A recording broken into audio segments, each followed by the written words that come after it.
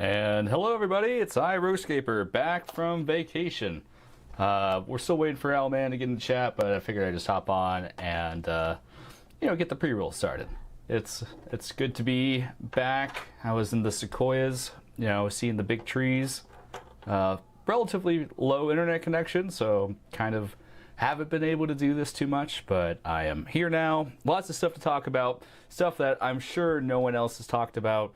But we're going to give it the unique Heroscaper spin. Really, I'm going to be focused more on the lore, the implications, as well as the aesthetics, as that's kind of what my channel is, as well as talking about the powers. So with that, there was some crazy stuff. I think some of my favorite units ever released so far have been there. In terms of just kind of housekeeping. I got some things in the works. Still finishing up my Heroscape Con review. This vacation definitely has put me behind schedule. I'm kind of like on a timeline here because Age of Annihilation's ending. I think you can tell by the video cover itself. We've switched from purple to blue. It's kind of a momentous occasion, and it's trying to get all my thoughts, all my paintings done, trying to get some last final stuff as we close out Annihilation. So I apologize, I've been out of the loop for a bit, but we're gonna be fast tracking things pretty fast here. It looks like Owlman is about ready. So let me switch to holding for a quick second, and I'll be right back.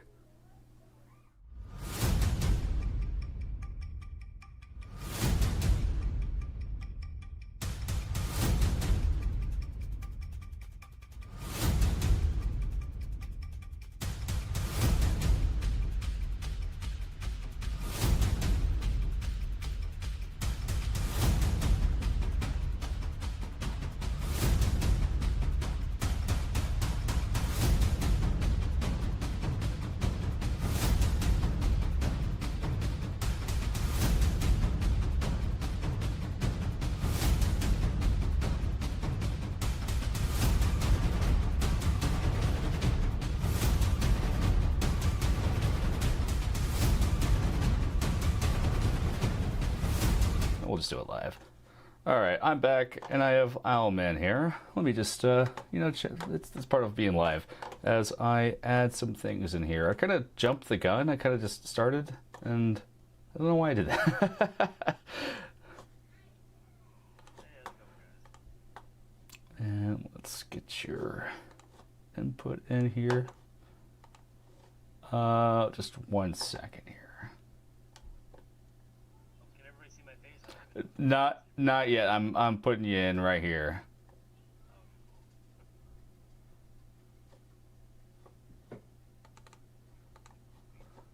Just be 1 second. Did I see some cool trees? Yes, I did see some cool trees. Let me just add you real fast. They changed the layout of everything and are making it harder for me.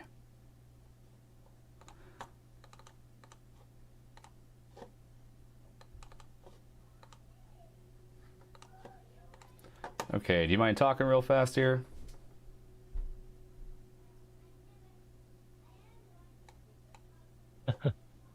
There we go. I think we got you in. Chat, let me know if you can hear Owlman.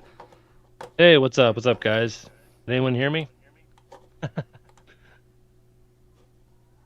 Hello? Hello? Can you hear me? Hello. Testing 1, 2, 3.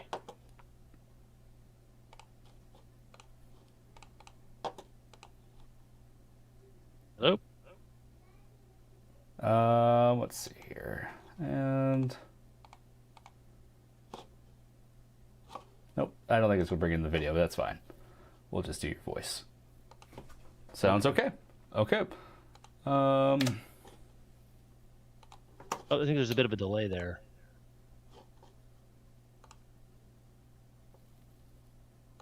There we go. We're just getting all this troubleshooted live. All right, I think we should be good. Yeah, Discord leaked. But I think we should be good to go. All right, welcome to the chat, Owlman. I hope you're doing well today. Yeah, absolutely, man. Happy to be here and looking forward to discussing some of the new units. Yeah, there's some crazy stuff here. Just off the offset, which one are you most excited about talking about? Yeah, man. I mean, there's the bunch. I gotta say, I love the for the squads. I gotta go Meridians by far. I'm the most excited for. Definitely gonna be getting a couple boxes of those, and of course Hrognir. I mean, I love the Hrognir. I gotta say, I was pretty skeptical at first when I saw the mummy hands, like or whatever they were teased forever ago. But now that there's like a head and a heart, I don't know. It just the whole design just seems really cool. What about you? Yeah, overall, like it's so hard to focus and zero in. I think Green Knight just because I love Yeah. the story of the Green Knight. I've tried to make a custom for it for a while on my own. Okay. So it's just happy to see something like that realized. I like Kaijax from an aesthetic Mhm. viewpoint. I think he's my favorite sculpt, if probably not. Like I don't think he's great, but I love him just for who he is. Okay. Yeah, yeah.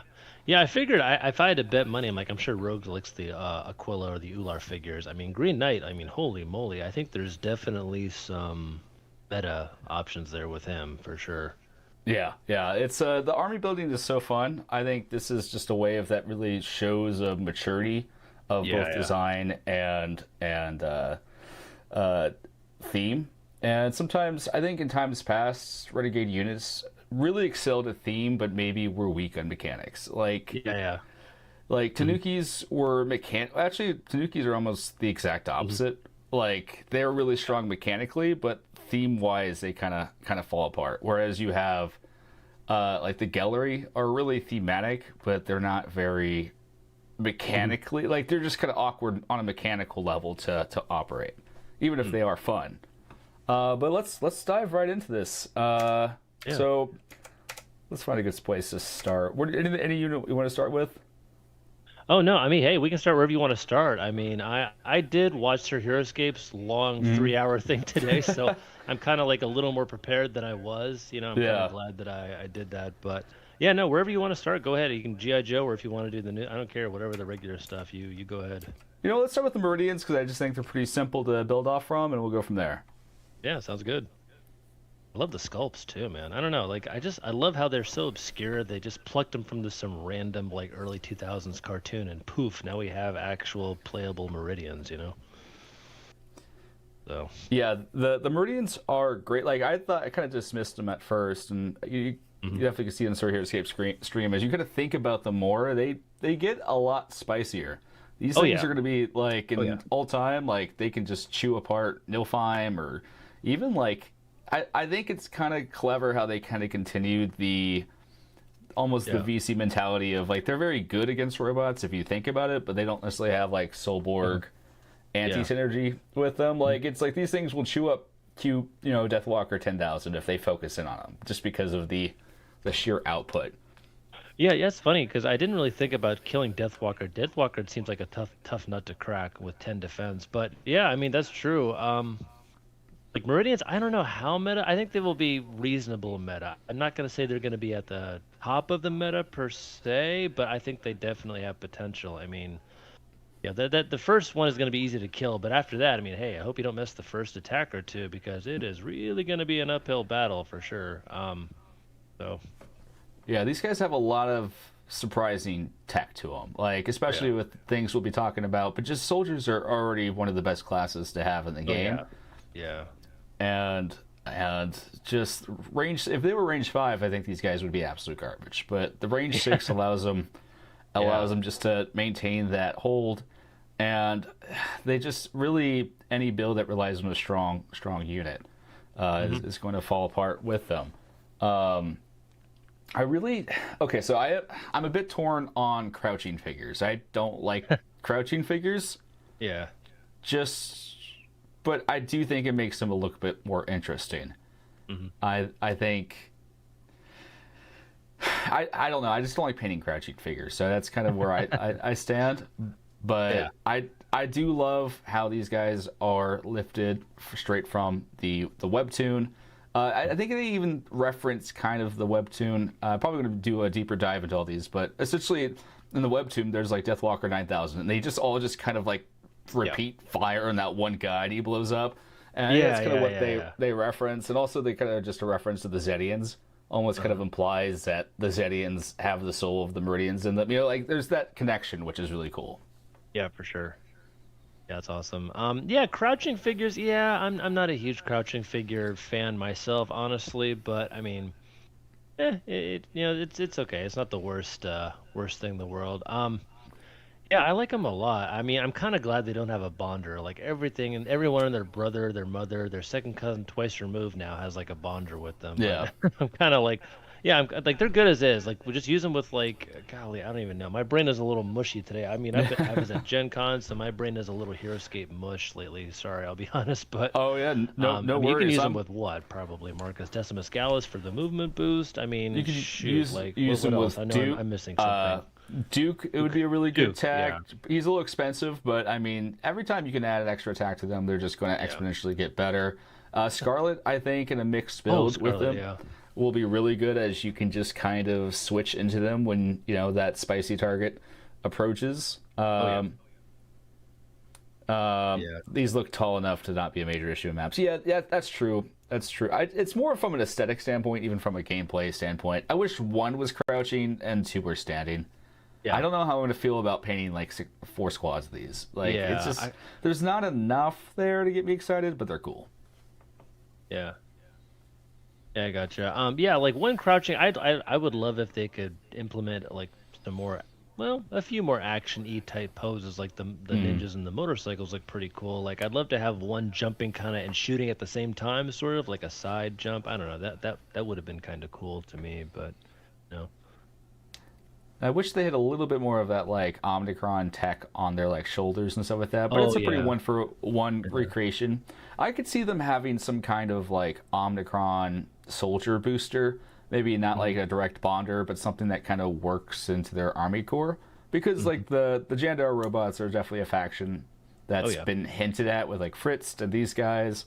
And I could see them kind of like somehow tying like the Omnicron snipers and these guys together, or something, somehow kind of like a Jandar soldier or sniper type, because like you have to ask, why is Fritz both a soldier and a sniper and has Omnicron tech? Like, I feel like there's going to be a unit coming that kind of binds them all into a core, because these guys honestly are good as just a splash, or like even just as an army as is.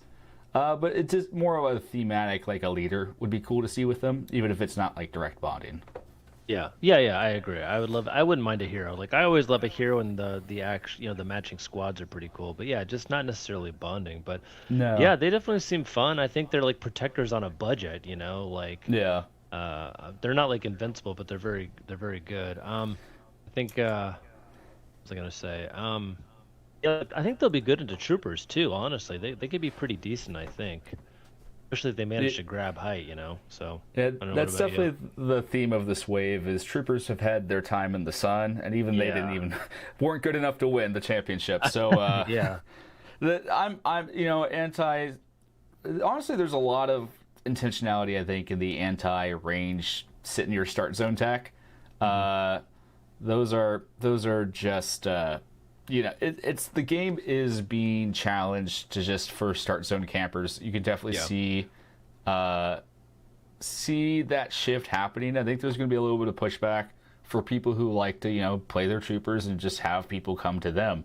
And I think we're rapidly reaching a point where sitting your start zone is not advantageous. Like you need to get out of there and start developing as fast as you can, or you're going to get nuked, as we'll be talking about in a second. Welcome. Sebastian, who are those? If referring to these guys, these are revealed Meridians from Gen Con. And Custom Scaper's saying, hey Custom Scaper, good to hear from you. It's good to hear from everybody. It's I've been out of it for a while. Oh yeah, All thanks, right. Custom Scaper. We got my boy Kai Jax here. We talked about him. We're not going to be reading all the powers. They've been discussed ad nauseum. If you're just tuning in, they're up here on the screen for you, but we'll be referencing them. And I like him. He's not like he's a booster for 2 bad units, and I like him just because he makes those units from almost being unusable to playable. Like that's the biggest thing is like I don't mind the crabs as being bad, but before they were unplayable almost, like except for like weird events where you want to be really bad. Yeah. But like this is a fun, like at my table I'm gonna be playing the big crab, and you know I just yeah, Vinov says looks fun to paint. I'm definitely looking forward to painting him. We'll be giving him some glow in the dark or some fluorescence. Yeah, I'm hoping that looks sick. I wish they announced him sooner because I think I might have one crab unpainted, and I was saving him for a tutorial, but now I have to probably paint him toxic just to match Big Daddy Kaijax here. He is unfathomable. I haven't seen a lot of talk of him in a gallery build. There might be something there, like, and then there's that dangling monster tag, which I'm hoping someday amounts to something. We're getting a lot of things with that added and monster, but no fruit from it, so it makes you wonder. Assumedly, something's coming along the lines. I'm hoping we get Taman the Hunter, who's been mentioned like 10 times in lore. He's like Taman the Hunter. He tamed the Krakenlings. Taman the Hunter. He was at the diplomat meeting. It's like he's mentioned like 3 times, and still we have no figure for him. And I think I'm the only one who cares. But I think he would be a good monster tamer of sorts. I don't even know how that would materialize. Yeah. Yeah, the crab looks pretty cool. I'm not sure if he's going to be meta per se. I don't think he'll quite make it to the top of the contemporary meta, but he definitely looks like he can actually hurt you. I mean, move 6, that's pretty fast right there. 4 defense, 8 life. He's going to be lasting a while, like longer, like Eel and Fufo, you know. And that minus 8, I'm noticing a pattern too. They're actually kind of sticking to the -1 defense thing, like regardless of size again. So that's mean, and it's within 2 spaces too. Like, oh man, if he gets within 2 spaces of a ton of like troopers or squad figures, like, oh boy, if you manage to drop a nuke strike on like 6 figures, that's gonna hurt. Yeah, he's a cool figure. I'll be honest, like I'm not sure if I'm gonna buy him. If I do right away, like I got a few squads of crabs. I used him a couple times. My wife likes him actually, so I'll be honest. Like maybe I'll get it for her at some point. But like I'm not a huge crab person. And again, to clarify, like for half the stuff that was revealed, I'm not that interested in, but about half I am.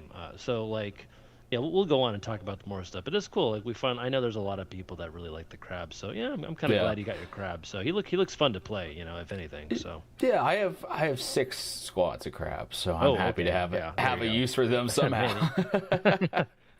I got some from promotional materials that I actually bought an extra. I just ended up with a lot of crab sets, so I'm happy to be able to use them.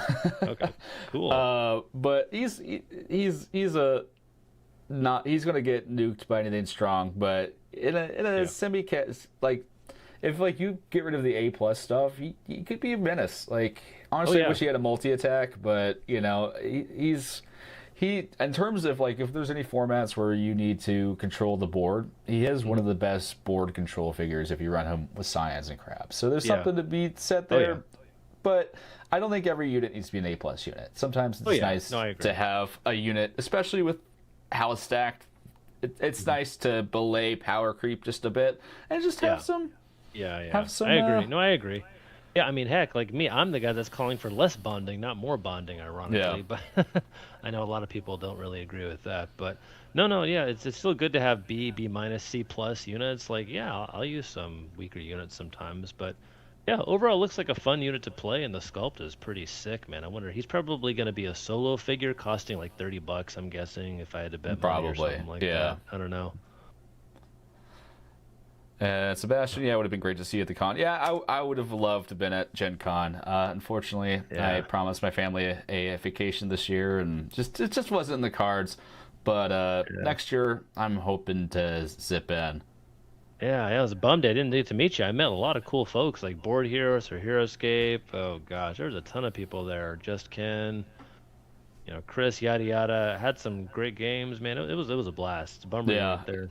Yeah, I'm sad, but you know, I'm glad everyone else had a good time. I'm definitely not seething with FOMO at all this cool stuff that's been revealed and pretty much out of internet for a couple days. So it's it's nice to have it all. Prawn says Kaijax is the same survivability as Eel and Fua. Just doesn't have the scare of out of control when he's full half health. The lack of a range option definitely kind of puts him at a lower temper too. But I love him. You know, like I can't convince me that he's good, but I just love him. Yeah. Is he your favorite reveal of the figures? Like, what's your favorite? I guess top 2 or 3. So I like divide things into, you know, mechanics, aesthetics, and theme. And aesthetically, I think he's my favorite. Mechanically, I think he's pretty solid, and thematically, you know, it's tough that he doesn't work with the lava dropped by crabs directly, but that was such a contentious issue. It's nice that he just has built-in lava terrain that stacks with lava terrain. And who knows, maybe we'll get something in the future that drops it or something, which would be cool. Yeah, I was going to say, too, like, he should drop terrain, like lava or toxic, because he looks toxic. Like, I know Heroscape mentioned that. Like, I was thinking that, like, why doesn't he drop terrain? That's kind of a missed opportunity there.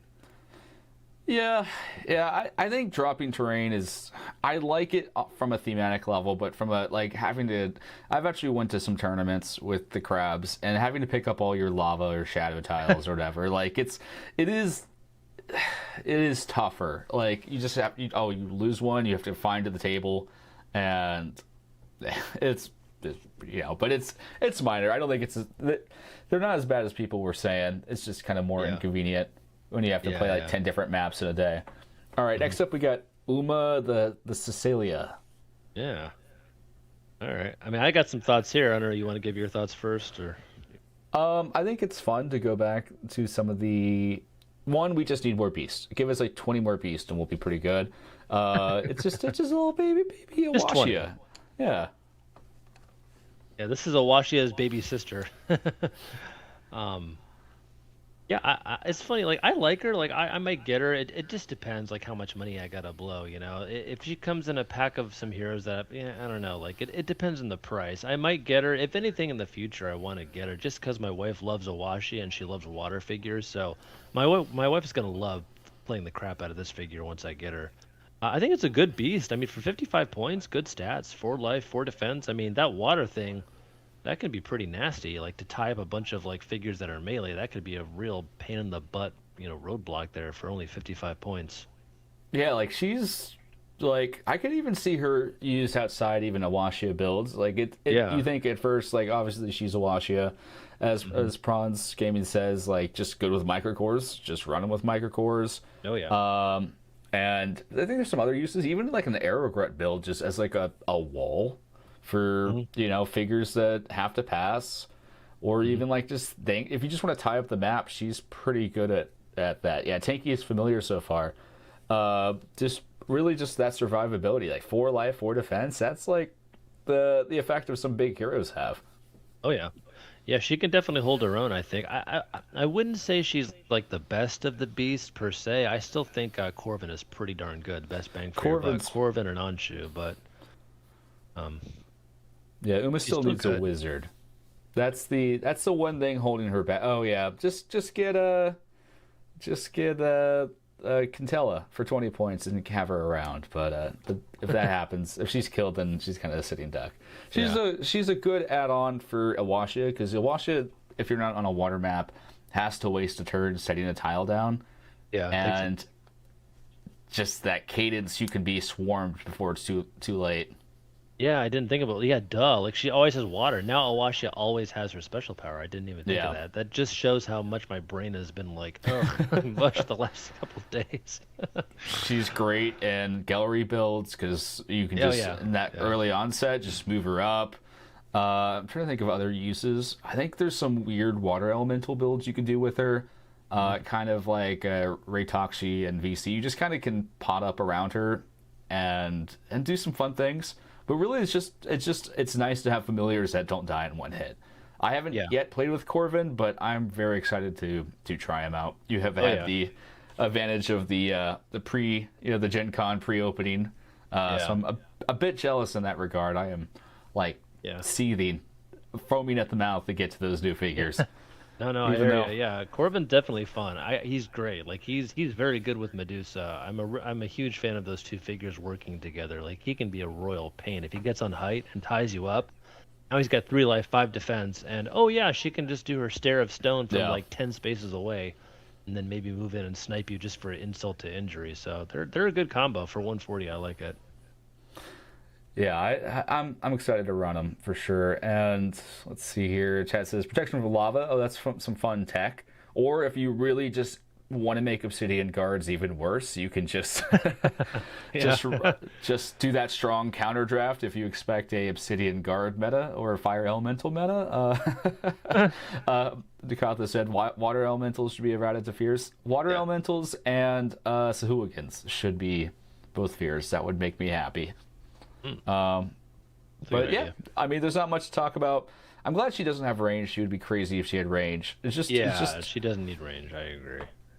like you compare her to Vrono, who's like 45 points. She's just better in every regard. Oh, she's better. Yeah, she's definitely better for sure.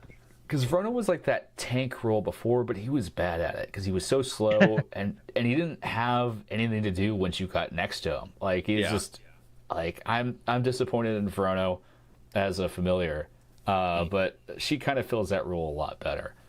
I wonder what other units will get of the beast, if they'll kind of go to that well again, get like I saw someone mention like a giant owl for Anshu would be kind of cool. Hey, like there we go. Speaking my language. Really scary, yeah, like a really scary Anshu type of deal, or yeah, poor Frodo. I'm trying to think. Oh, like a big Corvin would be kind of cool, just like a big bird. Yeah. Like, I think that's just that VC demon at that point, Corvor. Green Knight is next. All right. He's a cool.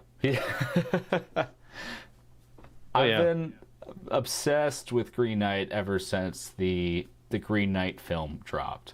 It's not a film you watch with your family, but it is a it is a beautiful piece of art that makes you think and contemplate. Okay. There's a lot of like you have to kind of know the story of the Green Knight to really appreciate his design. Pretty much, Yeah, he 'cause I shows. don't. That's interesting. Go ahead. So he's an Arthurian tale. So we actually have some like King Arthur legend stuff showing up now. So he shows up to King Arthur's court on Christmas Eve, and pretty much declares a challenge that pretty much someone has to fight him, and he'll deliver an equal blow come the next year. So Sir Gawain shows up and chops off his head. Whether it's through pride or boldness or courage, it's up to interpretation of the reader. But his head falls off. The Green Knight picks it up, and then a year later, he threatens to do the same to Gawain. So it's so he pretty much is effectively an immortal fake creature, kind of created by Morgana. I don't quote me on that, but I believe it's Morgana and some interpretations of it. So that's why he doesn't have a head. That's why he's beheaded, and that's why he comes back. Okay, interesting. But he's kind of a challenge for knights, noble knights. Okay, interesting. Yeah. So, I actually thought of just the headless horseman. Like that's just what I'm kind of calling him in my head, you know. But, Yeah. yeah, it's cool. Like the design is very interesting. It's very unique. Like I do like the. I think we're definitely approaching power creep a little bit, unfortunately. I mean, I don't think it's so bad, but I think we're getting there. But man, this guy's 7 life. Like you only get 1 normal attack against him per figure, right? And then like no specials, no ranged attacks. You better hope to God you roll at least 4 or 5 skulls, because if you don't, you're gonna get smacked in the head. Like I think that return the blow, oh, that's just the icing on the cake. I'm not gonna lie. I do want the Green Knight. Like he's not my favorite, but I definitely do want to get him just to pull up a return the blow with like a 6 attack height attack on some schmuck who is dumb enough to kill him. You know? Yeah, that sounds fun. I like that he puts some interesting decision points onto your opponent, and he's probably the strongest. And like so the problem like we have had with modern all-time meta is that there's never been anything to challenge that meta. Q9 is so good because there's nothing to oppose it. You know, there's like if you're running Q9 Rayland Rats, you're getting 1 attack with Rats or an engaged attack with Q. Like it really forces you as a hard counter more so than even like the repulsors to make decisions. And I think I like when heroes feel useful. Like I Yep. always I don't like when Delta says we need to increase prices per se, just because Hmm. I like to play with more things in my army. Like the more price, lower heroes are, the the more things you get to play with. So they do feel stronger, but I think that's intentionally. I mentioned this in the Discord, but we're gradually moving away from this mindset that you have to balance around Raylan and that you have to, Yes. Yeah. like we're moving past that to some different options. Pretty much, we're like the designers won't be like everything's so backwards compatible when old stuff is still put into consideration when balancing and testing, but it's not going to be like, oh, Raylan is going to make this crazy or fourth mass. Like we're like going away from that kind of stuff to a new mentality of what does contemporary look like if we just play with all the new stuff. Yeah, so yeah, I mean, in that regards, like, yeah, I'm glad because, well, first off, I mean, I'm just different. Like for cheese events, like I just wish Raylan would be banned permanently. One and two, Raylan, I don't want to ever see show up at a tournament. I really don't. And yeah, I'll say Raylan 2 isn't as abusive as Raylan 1 can be, but still, I don't like the fact that she gives everyone in 6 +1 defense, like squads. Yeah. Like, that's what makes squads so good. Our Raylan, let's be honest. Like, she makes 75, 80% of squads so good. And I just, for me, nah, ban, and then Death Reaver's ban. Those are the only 3 units personally that I would just flat out ban from cheese events from now on. Everything else, I'm honestly cool with. Even Q9, like he's still pretty tough, you know. Put him next to Agent Psy, and he's still a pain in the butt to kill. But like, Yeah. just take out those, and boom, the meta changes right away. And I know people are like, but a ban list, Owl Man. I'm like, I don't care. I'm like, you want to watch the meta change? Like, there you go. That's all you got to do. Ban Raylan, or maybe not from every tournament, obviously, Yeah. but from some of the big cheese ones. I mean, that's just what I would love to see happen because Raylan 4 is like, what a great design in 3. It's much more creative, in my opinion, Yeah. Raylan 3 and 4, but that's just me. But I am, like you said, I do agree. Like, they are moving away from it, and, hey, the more figures we have, the less chance, maybe slightly less chance that still he will show up as it is, if that makes Yeah. that makes sense. I think it's pretty good. People are going to be upset about it. People are going to be upset when their typical cheese armies lose and they have to start managing order markers and doing some stuff. We're getting into some things where order marker placement. I think we saw that with the championship. Good Yeah. order marker placement is starting to be rewarded more. Yeah, And yeah, absolutely. like this guy has a caveat, like because he has some interesting synergies, but it does require on cadence and order marker management to effectively use. Because like if you just leave this guy sitting there, like he just will get picked off and never do anything. You'll take an attack of 5, which is fine. But he makes those like your Sergeant Drake, who has attack of 6, which is typically kind of worthless unless you have like a big tanky hero. They're Yeah. like, oh yeah, Sergeant Drake could do 6 wounds on this guy, 5 wounds on this guy if he's set up right. Yeah. So it's nice to see. I think he's still a little cheap for these stats, but like I said, if I had a hero that does as much as a squad, that could attack 4 times with 3 and occupy 4 spaces in the map and had 4 life, like you would say, oh, he's broken, but his squad is 50 points. So I'm always happy having heroes feel strong. Squads, I think, should always feel weaker, but Inventive Harvest is going to paint him blue. Ban.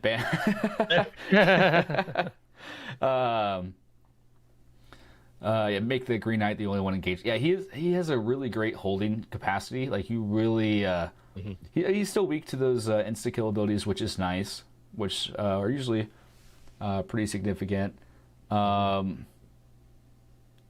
gonna Green Knight. Go ahead. Oh, Prawn says Green Knight is awesome for making enemies play his game. Not great for bonding though. No, you have to kind of do things He's like, I think cadence. he's good though with like the Sealy King. I mean, you yoink him Yes. back, you send him up, smack somebody, and then pull him back to safety next turn. I mean, especially with like Sonlin, that's a good trick. The elf or Fey figures or whatever. That Sealy King looks definitely interesting to play with the Green Knight. Bill Flynn says Chomp from Grimnack can just like any insta kill abilities will just make him pretty much worthless. All right, for let's go to the next one. We got Oberon here, who is kind of crazy. He's actually a little cracked. Low attack, high defense, low life. Like that's really what balances him there. Is that he's himself isn't doing much. He's pretty much just a hub. but that Yeah. hub can do more than I think any other hub has ever done. Oh yeah. Yeah, sorry, I just called him Duh. I was calling him Sealy King. It's Oberon. Durr. See, that's my Oberon, brain is mush. Yeah. No, I which agree. is For the most which part, is yeah, he's just designed to sit there and kind of coordinate stuff. it, it's interesting because when Heroscape was first announced, we had Knight Oberon for Knight Irene, which always felt out of place. Like, why is this female bear, the male fairy king? Like, it just always felt wrong. Yeah, But it I makes you agree. wonder if they dropped it and then they said, "Oh, we could just put Oberon in this game." Yeah, that's kind of More ironic. like Oberon. Yeah, there's a lot of interesting builds with Oberon. If you put him in a Kraken build, you can do some crazy things. You can include Kraken and Dr. Mornstein. Oh yeah, yeah. You can chain he can chain almost incredible levels of activations. To get it all set up is almost impossible, but Yeah, But yeah. yeah. Like is he meta? I don't know, but I think he's got potential. Yeah, with the Kraken, that's a great idea. Have Savaris and or Sonlin go out, smack some people around, yoink them back, and then, oh hey, look, it's been 5 turns and I have 5 tentacles in my start zone, so go kill something.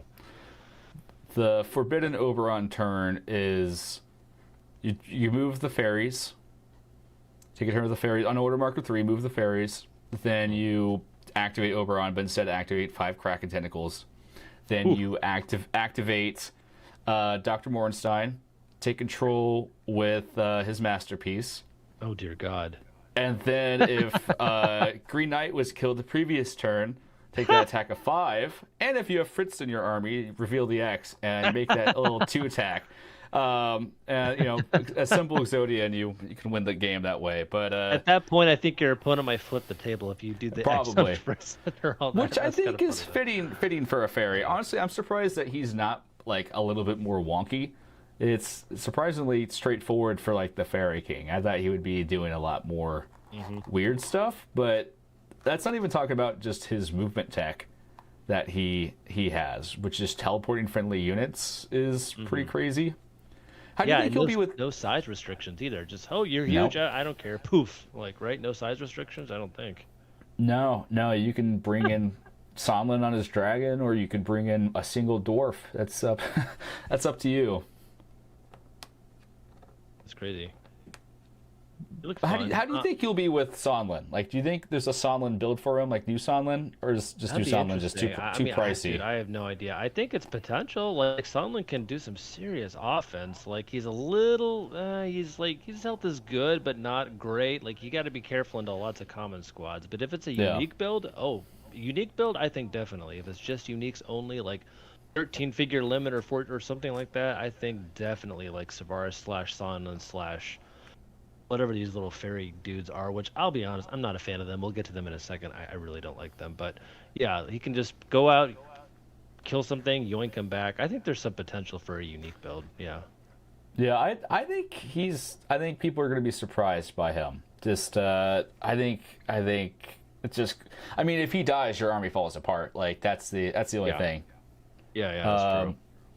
Yeah, Bill Flint, thank you. Yeah, I'm back in the flesh here. I got lots of stuff to finish up.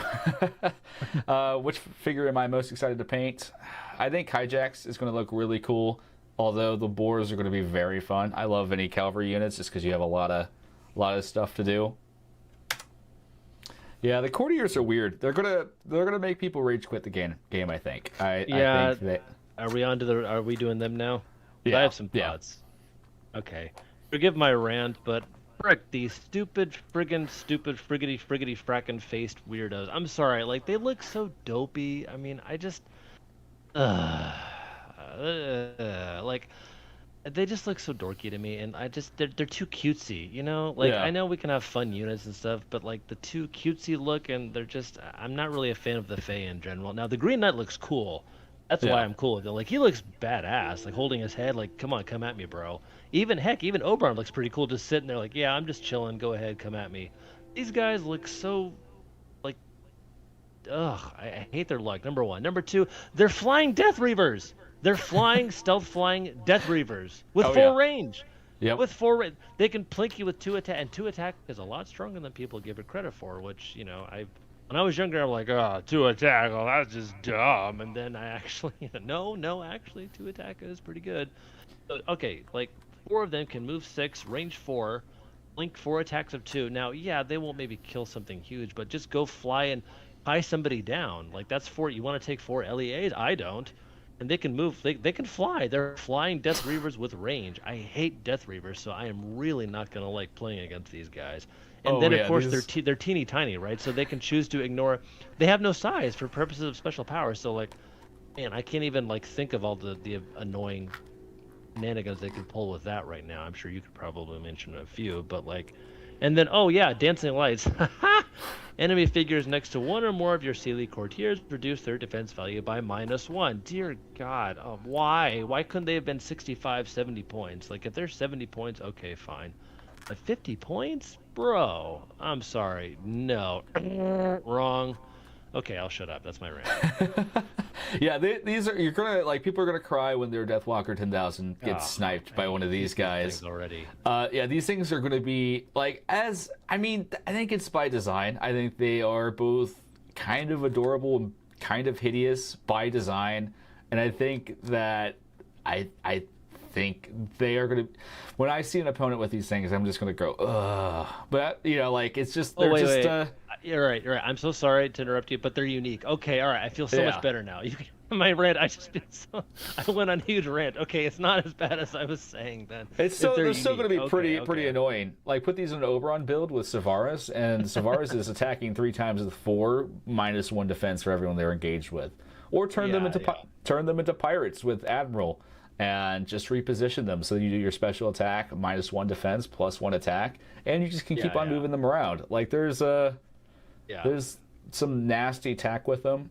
They can almost just be included in an army, any army. Pirates. Make them pirates just for funsies, just for fun. I don't care, just for fun. Okay, all right. I will take back part of my rant there. I'm so sorry. I saw them today, and my face just turned red when Heroscape was looking at them, and I didn't notice they were unique. See, I'm tired. I'm telling you, like I'm still like on Gen Con time. Like, okay, this is how Rats should have been done. Like, if they were unique, great. That's a great annoying squad. You have to waste 2 or 3 turns killing them. That's great. Yeah. That's not as bad. I still think they look dorky as heck, and I don't like them. But whatever. At least they're unique. But this is like a pain, but you can deal with them. Not like 5 squads of friggin' Rats and Raylan. So anyway, okay, go ahead. Dakota says they body block Lich in the new Rip It tank and Torkolna. Yeah, they have pretty much. I've been trying to think what can attack them. Pretty much Morrow Hounds, I think. Yeah. Maybe. Yeah. I'm sure there's a couple things that just affect. Oh, Queen Carrion meta rising up because of these guys. I think. They're annoying as fairies should be. Like. I think a few annoying figures in the game are kind of good, especially when they're unique. Like if these guys were common, it would be the end of the game. People would just oh my gosh, dude! Like I said, if they're common, you expect to hear that rant from me like 3 times a week on average. But yeah, okay, I feel a lot better now. They're unique. But just have them hold a cliff, and then they're just there. Like just have them engage your there's just almost no cost to fielding them and nothing but gain. But I honestly expect fairies to be a little annoying and a little pervasive, and so I think they fit that pretty well. Interestingly, all the fairies aren't from Phelan proper. They come from one of the twin moons of Phelan. So I'm interested to see how because they call them the first people of Phelan. So that's somehow how they're going to connect them with dwarves and elves. Yeah. Okay. All right. They're unique. They're not common. You can breathe, Alan. Man, it's okay. Take breaths. I can breathe. Okay. We got Thunderhoof Cavalry next. All right, dwarves. All right, here we go. My biggest thing is, how are these guys 50 points? You compare these guys to the Revenants of Revna, who are 70 points, and you're like, how are they? Like, I like that they're cheaper, but I feel like Gen Con next year is going to be everyone just running dwarves. Really? That's an interesting. Okay, like again, maybe I'm just a little slow in the uptake here because But I'm curious to hear your reasoning, and then I guess I'll share my thoughts. But go ahead. Yeah, I mean it's a seven. I mean 7 move is already you're one of the fastest squads in the game. They're single space, so they're able to gain that height relatively easy. Okay. They Yeah. just have a killer bonding pool of all the knights. You know, we're going to talk about Maeve here, but she fills both of those, and Maeve is an absolute unit in her own right. Um, and that's not talking about other knights and other dwarves and all time. They're just kind of good all around. Mhm. Yeah, I mean they're definitely good. They're not bad by any means. I was interested because I wasn't sure what to think of these guys. I'm still not quite sure they're gonna be like A minus A material. I mean, granted they are very fast in their single space, but like if I'm building a 500 point army and I want to kick somebody's butt, then I'm either gonna go knights or dwarfs. I'm not gonna focus on two knight heroes, two dwarf heroes. That to me is just you're splitting your focus. I think you want to do one or the other. Like if you think you're gonna face someone that's got strong offense, go defense, and vice versa. I don't know. To me, I would personally go dwarf heroes and go for attack. Like Yeah, try to have like, obviously maybe she's amazing. The dwarf hero, she's absolutely bananas. Like she's one of the best reveals, like by far. But like her, she's an obvious include. She's the best. She's the best dwarf hero by far, even better than Morgrim in my opinion. And I like Morgrim. Morgrim's still pretty darn good, but no, I mean her offensive capability is bonkers. But like for her, Morgrim obviously, but that's still pretty expensive right there. You could do her or maybe Derek because he's pretty cheap. You know, again, do like 3 or 4 squads of these guys. Maybe throw in a squad or two of axe grinders if you're doing a big enough limit, I guess. I don't know, but yeah, they are pretty fast and they definitely have a flexible pool. I guess for me, I would definitely focus on just dwarves probably if I'm making an army, not necessarily knights, unless you're playing a really big army, then maybe. But I don't know. Do you have like an army in mind you would like kind of throw together for 500? Or? I've been messing around. I honestly think there's a mixed Oberon dwarf build because they're so cheap. You can have 4 squads of these Oberon, and you know, Maeve as well as like another dwarf or elf hero, and just have the Green Knight as part of them, who doesn't really work, but he does force your opponent to make decisions. But like I just think they're really good for 50 points. Like their stats I think are deceiving because of both how fast and they're very easy to run. Like your opponent can run these very easily and gain board control. Rather board control. Yeah. And I mean, if I was going to Gen Con, I'd probably run these guys. Just, I mean, they're fast enough to go into troopers. They're strong enough to fight things. I think the only thing they would struggle into is like anti-melee stuff. If they ever release like some like I guess maybe knights. Like I guess knights of Western are contemporary now, so they'd be Yeah, they are. I think knights would still beat them. I really do. anything Um, above 4 defense. They struggle into, or that can. I think melee like strong defensive melee bonders are probably their weakness because they're just going to crash into them.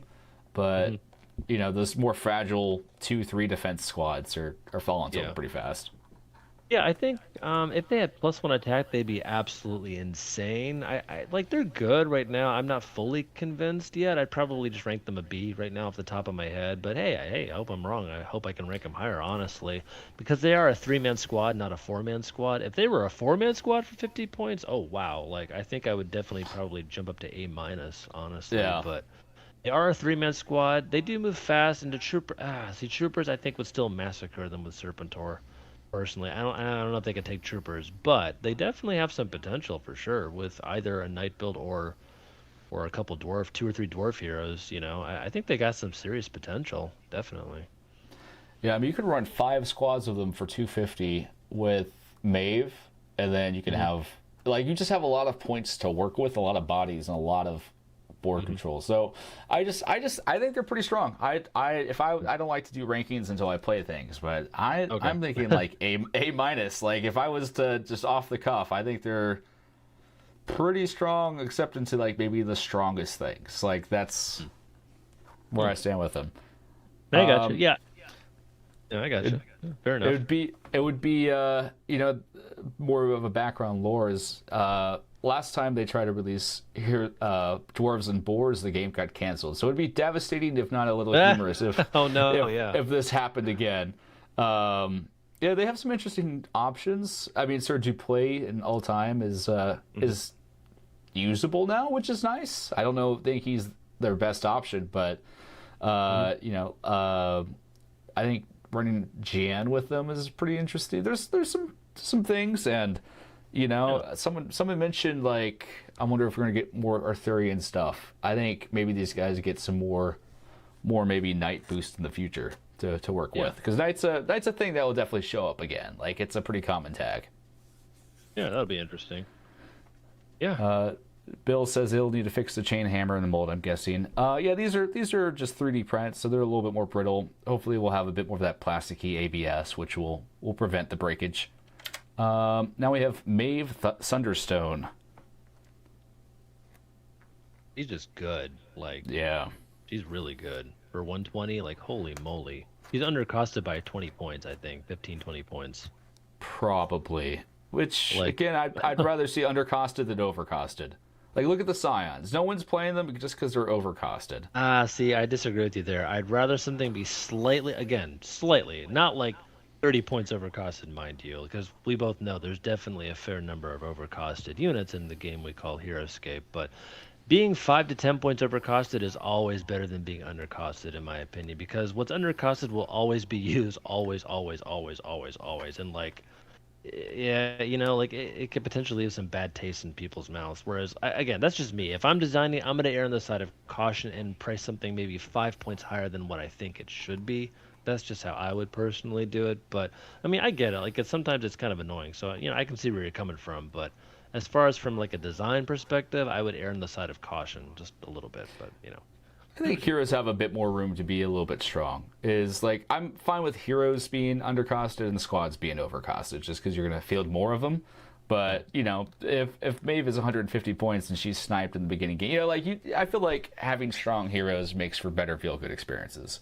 Bill says, would Sir Gilbert buff their stats? He's a champion, so the only stats he would buff is the adjacency bonus. Yeah. But I was thinking Concan was a knight for a second, but he's not. He's a champion and a warrior, which they would be crazy with Concan. Oh my gosh, that'd be really nuts. If you could set that up with the dwarfs and the cavalry, jeez Louise. I don't think there's I was trying to see if there's a viable Concan build with these dwarves, but like a Concan 1.0, it's just Concan is a badly designed figure. Just having a non-bonding range 1 adjacency benefit is just not the that's best. an old Heroscape design principle that I'm glad we're moving away from. Is just bad design. Like Consummate would be a decent draft if he had like a range of 4, because then you could like a aura for relentless attacks. But as is, he's just kind of like doesn't bond with the Anubians, and the Badru have special attacks, so they don't even need it. Like it's just kind of baffling. Yeah. But Maeve is a powerhouse. All that to say.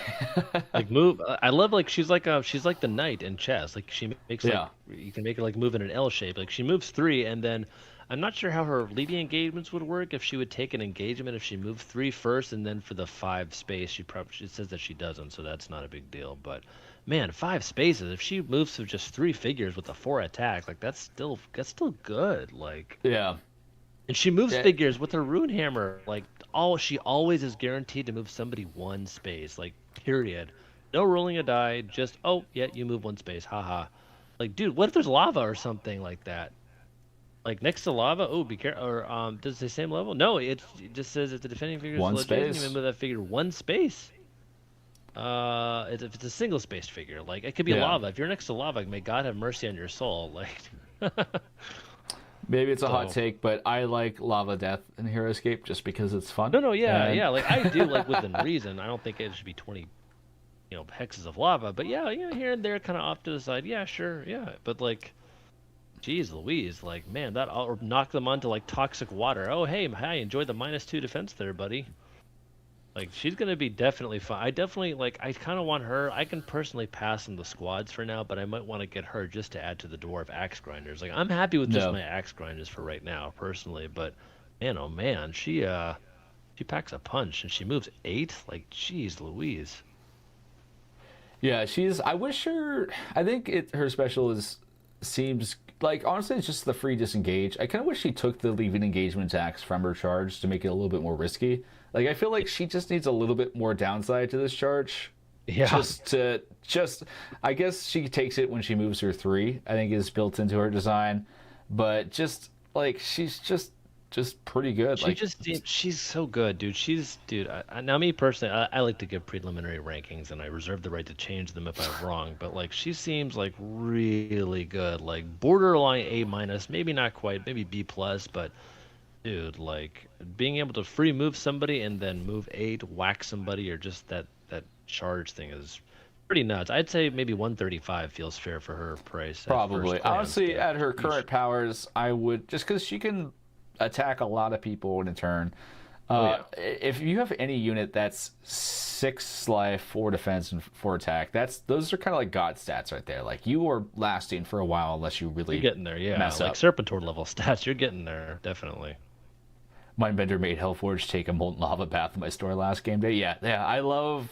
That's why I like lava because I like Mindbender. I think is probably my favorite contemporary design, just because I like taking Dude, control of people and Yeah, dunking and them. dude, if I may, speaking of Mindbender, I had a Mindbender used on me when I was playing in the Assassination format, and it almost destroyed me. I almost lost the final round due to a stupid Mindbender taking control of my damn Wraith Riders. He took Yep. control of all of them. I'm like, you've got to be kidding me. I set up a beautiful attack. Well, it was kind of risky, but man, I just charged his figure at the back of the start zone and yoinked her, and then I didn't quite kill the figure, and then next turn Mindbender walks up and reveals the X. I'm like, oh, I thought it's a hero. He's like, nope, it's unique. It's a I'm like, squad "Oh, that gets son everyone of a every time. Yeah, and then rolls a 14. I'm like, oh well, that's it. I'm in trouble. This is bad. yeah. Mindbender is getting a lot of love with this release. We'll definitely dive into that Yeah. more. But Yep. Mindbender has moved up a ranking for sure, just with all the support yeah. he's gotten between the Eisen Don't Expedition underestimate and him. oh yeah, if you have like a strong, unique core, he will wreck you. Oh yes. But all I Yep, say is, Maeve is good. I think it's probably the most economical use of 120 points in the game. I Yeah. can't think of any that Yeah. like Krug is maybe her closest contemporary, and that's like a completely different animal right there. Like Yeah. Yeah, I'd say the only closest to her for 120 is Destro and maybe Kamanawa, I guess. Like, I mean, seriously, like I can't think of anybody else that comes. I close take to her over hard-hitting. either of those just on like as a single figure Yeah. 9 times out of 10, unless I need a special component. Yeah. Yeah. Is Maeve like Halusha? Maeve's like Halusha, but better. Halusha's limited by his movement, but he does get that disengage. Like I think it's understated how much you could just make that special attack and then just get at a dodge. Oh yeah. Yeah. That's move. You're moving 8 spaces. Move 3 and then 5. So you can. It's going to be so much easier for her to get line attacks because it's like, okay, let me reposition 2. Okay, there you go. 4 Cobra Troopers. Hey, why not? Let's do this. Yeah, if you were a pod player, it's a bad time to be a pod player. Yeah, it sucks to be a pod. Yeah, I agree. This whole release, man, it sucks to be you. Even with like things like Karega, like it's a tough time to be just sitting still and be a pod player. Like Yep. like we've gotten some strong range units, but I'm really glad we now have some strong anti-pod and anti screen units. Like this isn't even you hate Death Reavers. This thing is chewing through Death Reavers. Oh, I hope so. Yes, I will be right there, front row with popcorn and a soda, cheering it on. Yeah, Hydra's pretty close. I agree. That's probably it's like a different animal. I mean that's probably a good comparison of just impact in a match. Oh yeah. Here's the new things. Just want to comment on their aesthetics real fast. Orangutators are here. Fans of the channel. It wasn't originally my idea, but I definitely co-opted it for one of my pitch videos. I pitched Orangutators. So here they are in the flesh. So that's exciting to see. I love Valentina Lockhart's design. I was unsure of it at first until I knew more about it. But I like retrofuturism, and I think that's just a fun little aesthetic we haven't touched on. What is a pod player? A pod player is a person who likes range with auras and likes just to sit there, kind of all grouped up together, waiting for you to kind of come to them because they have optimal positioning and development.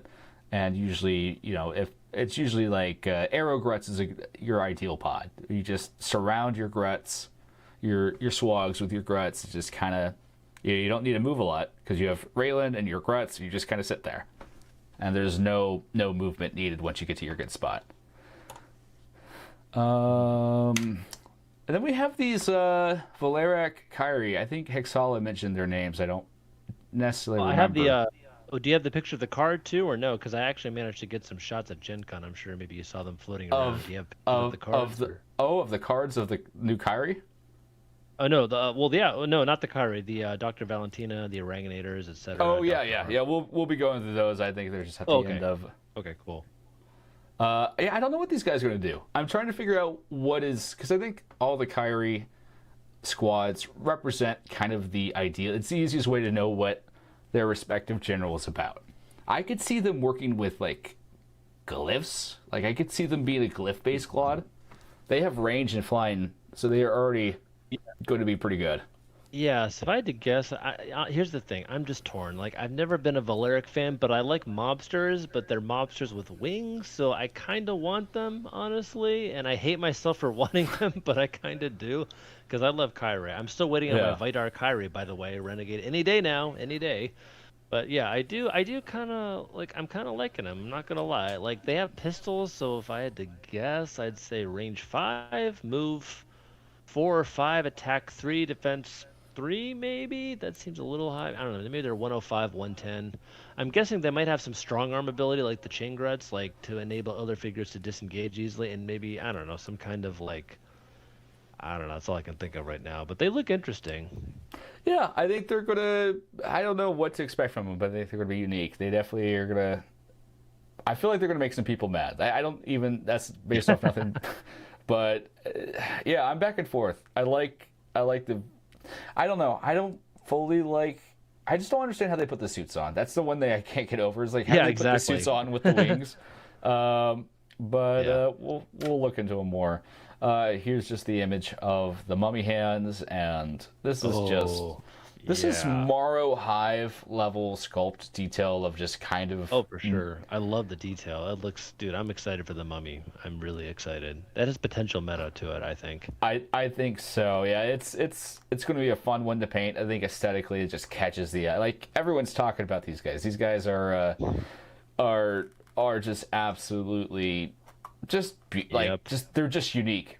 Interestingly, from some lore stuff.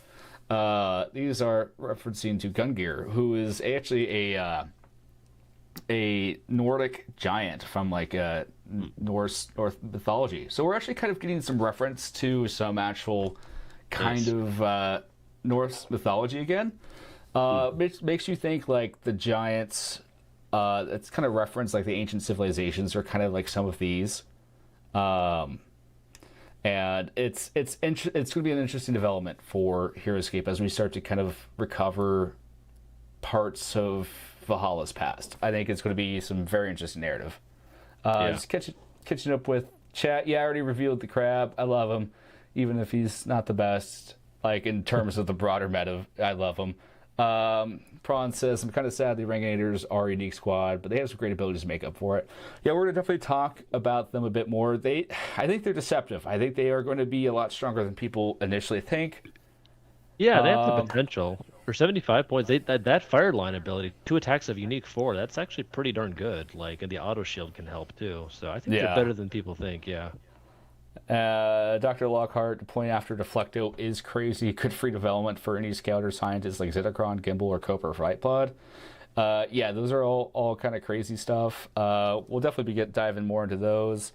I love that the mummy uses another unit as part of their scope, just like that. Yeah, that's what I was referencing. As a kid, I tried to I wanted to pop them out because I only had one squad of drones. So I was like, I just need to pop these guys out for some more drones, but I didn't. The high five, it's hey, high five. But I don't want a high five. Oh, too bad. All right, and here's the respective cards for these. Let's just go with the Oranginators first. So they're scientists and agents. So we're getting reference to Heimdall Station, which is Vidar's space station, which is probably my least favorite part of modern Heroscape lore. There's definitely some aspects of it, but I Yeah. I just don't like it that much. Yeah, it's okay. Yeah. I don't like the idea of Valhalla being a planet that you could just leave. Like, it never sits right with me, but monkeys are cool, so yeah. And they're tricky, so it makes me think that we're definitely going to get, first off, I'm feeling with all these scientists released that Vidar is going to be our next like remaster, just because you get Agent Skahen in there and Laglor, and like that Yeah.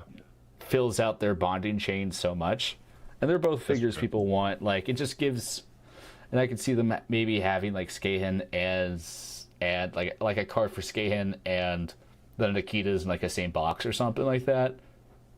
Yeah, that'd be cool. Definitely want to see a reprint of Agents Skan or Skahan and then Laglor. That'd be cool. I thought they'd do Yeah. Aquila next with the dwarf. That was my bet, or Einar. But hey, it could be wrong.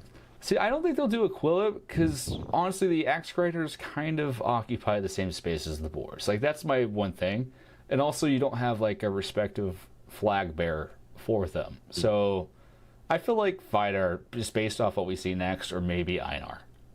But although Aquila would be the easiest way to get people happy, because you have Sujoa for the insect tag, which is still hanging, and dwarves. I could see either one, but I think it's going to be Vidar because it just fills in a lot of this scientist synergy web really well. Like, if you get Skahen and Contemporary, you can move up your Ranganators and develop them after taking a turn, and then take a turn with them, and then that's pretty crazy. Or move up Laglor with, like, you just have a lot more options. Oh yeah, yeah. I think they're good for 75 points. I mean, 2 attack, 2 defense is a little low, but those special attacks. I mean, line 4, attack 4, that's gonna hurt some people. The force field is okay. It's like Mohican, so 19 or 20. You can't really rely on that too much unless it's really long range. But the auto shield is still nice. And hey, they bond with agents, and you know what that means. They bond with my boy SI4X, so that's gonna be cool. Yeah, that's going to be, I think, a key part of their tech. I think that's why they have such low stats, is because they got some really good synergies with things. Like, we're going to talk some more about scientists, but already they just bond with Mindbender. We were just talking about them, and the Mindbender can develop them up further, then take a turn of control with it. Like, just giving Mindbender as is bonding just makes him 1,000 times better. They can drop with Valentina Lockhart, as we'll talk about. Yeah, we'll talk about that. I have some thoughts. I do wish they were a little bit more sturdy, just because they're kind of like a key part of an army, and I do feel like they'll fall just a little bit too fast. Like, I don't know. Like, the auto shield's nice, but for how big and bulky they are, I'd rather have them be just kind of tanky units that sit around for a while. Yeah, I gotcha. All right, so Dr. Valentina Lockhart is also a scientist. She's kind of crazy. Oh, very crazy. She's nuts. For 85 points, I mean, yeah, she needs to be a little, I don't know. I think I'm very skeptical. I think she's an interesting figure to design, and I like the coordinated development, but at the same time, I mean, that's a lot of figures you can pick. Like, you can pick Gimbal to start off the board and Zetacron and just poof. Hey guys, what's up? I'm 2 spaces away from your start zone now. You better hope to God I don't roll initiative, because if I do, you are going to be in a world of pain. So I like, it's a cool ability and it's a cool thought, but I think it's a little overpowered. I mean, granted, you have to roll initiative, but for only 85 points, I mean, and we haven't even discussed the orbital strike ability yet either. That just seems that seems too powerful for the points. So I'm not a huge fan of this figure. Like, I mean, hey, add 2 to your 20-sided die roll. Oh, great. That's Maladrix did think she needed more help as it is too. So for the infestation power, like, I mean, golly, she's doing a lot, and that card has a lot going on for it. I can't imagine. What about you? I think I like everything that's there. I think either she needs to be considerably weaker, like give her like 3 life, where she, you have to risk that, like make her a lot more risky to use, so it's kind of like high risk, high reward. I don't think she needs the schemes from space. Like, it's cool to run it with Nikitas, but like it does kind of, or just have a size restriction on it. Just have it for any small or medium figures. Like that makes a lot of like you're like I'm thinking like people are talking about Maladrix. I'm thinking about Hellforge. Like rolling Oh yeah, that too. 13s on Hellforge Sure. is going to be he's going to just like maybe he needs it, but it's going to be like like there are no D20 enhancement abilities really in official scape and that's I mean maybe it needs it. I think Renegade is definitely trying to lower the thresholds of D20 abilities because a lot of them do feel like they don't proc a lot. Like 17 or higher is a rare, it's a 50% chance of something happening. If that's like all your unit does, sometimes you don't have the ability. But keep Orbital Strike, nuke your start zone. I love it. I don't care. I mean, yeah, against Cobra it feels good, but other stuff it's like, oh man, like that's like 2 auto skulls. That is strong. Like if it was 1 auto skull and just a regular blank 2 attack, okay, it's still pretty strong, but okay, that's not the worst. But 2 auto skulls, like it is once per game to be fair, but dude, like for 85 points, nah, she needs to be like less life or something, like more expensive. I don't know, but like, yeah, it is funny. Like someone we know, like someone over at Renegade loves Revna and Vidar because I don't know, it's specifically to Revna and Vidar, for the schemes from space, which is kind of funny. 17 up is 20%. Yeah, like I like her, but I don't like her. I'll be honest. Like she needs to be tweaked a bit. It would really suck for a new player to have to go up against this and get completely start zone bombed in 1.5 rounds or 2 rounds. There's just the negative kind of outweighs the potential positive that could happen for me. If it was just you can start with like just her squad, like the Orangutators, like that's still really good. But like, okay, it's not Zetatron and Gimbal just teleporting in front of you. Like it just seems like they should show a little more restraint with this card, in my opinion. Schemes from space have a limited range. I think that'd be a good way to reduce it is just figures within 4 spaces of her or something makes it more worthwhile to not start drone. But it's actually I agree with you, it's a little bit oppressive against like unique builds. Like someone's running pirates and you just even if you kill 2 or 3 like 2 pirates, they're just neutered right off the get-go. Like you're in trouble. And I think these are still test cards, so I'm sure we'll see a little bit more refinement on them. But like thematically, it's really fun. I think it's interesting to have.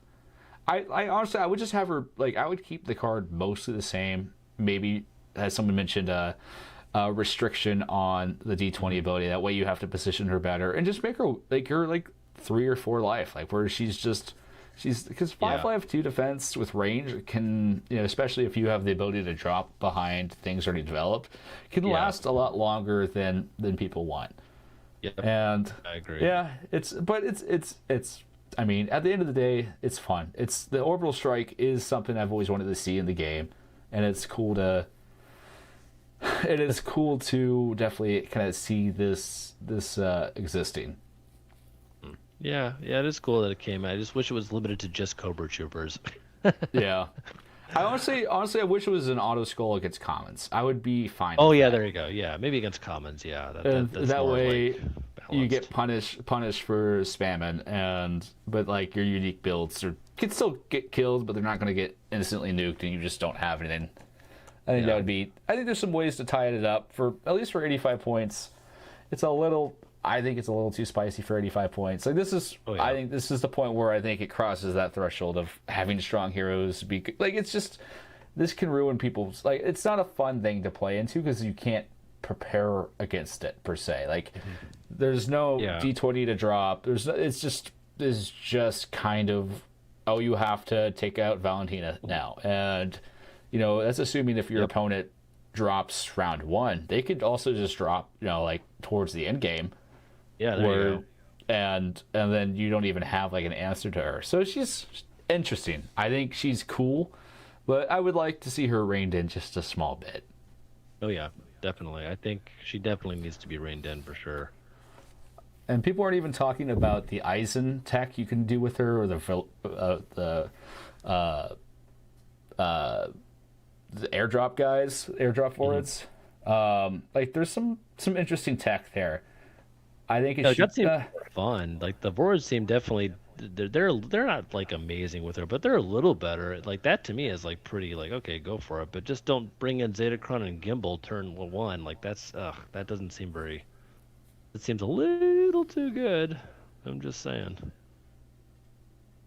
But Yeah, they're fun to play against pods. The pod counter is too good. Yeah, you don't want to like completely limit pods. It's definitely good to have some answers, but it's just instantly too punishing for a style of play. Oh, you're going against the duality of my opinions. Yes, I'm a multifaceted being. The pod counter is too good. No fun to play against pods. Yeah, yeah. I think she's just. I honestly don't mind her into pods. Like I said, I want her against commons. I just don't want her like. I want the pirates are already struggling as is. They don't need this nerf against them anymore. yep. And then we have Dr. Harlan Eisen. Yeah, and he's very good for the points. I think he needs to be reined in too. Yeah, because he gets to inject himself and an entire squad of Eisenac forwards or scientists. That's great. Yeah, so you could put them into the Orangutators. You can put them. What are the yeah. I didn't realize it's a squad. I thought it was one figure. Oh my gosh, you can make choose the figure third. and then it applies to the whole card. So all the Reavers got a +1 attack. Well, there you go. All right. Well. yeah. Yeah, but you get them back like more machine than Vorad. Once per game, you can get them all back, and granted his defense goes down, but so what? You should be hiding out of danger anyway. What are you doing in the front line? You should be boosting your Reavers or Scavarith. Like, and even there you go. See, I'll be honest.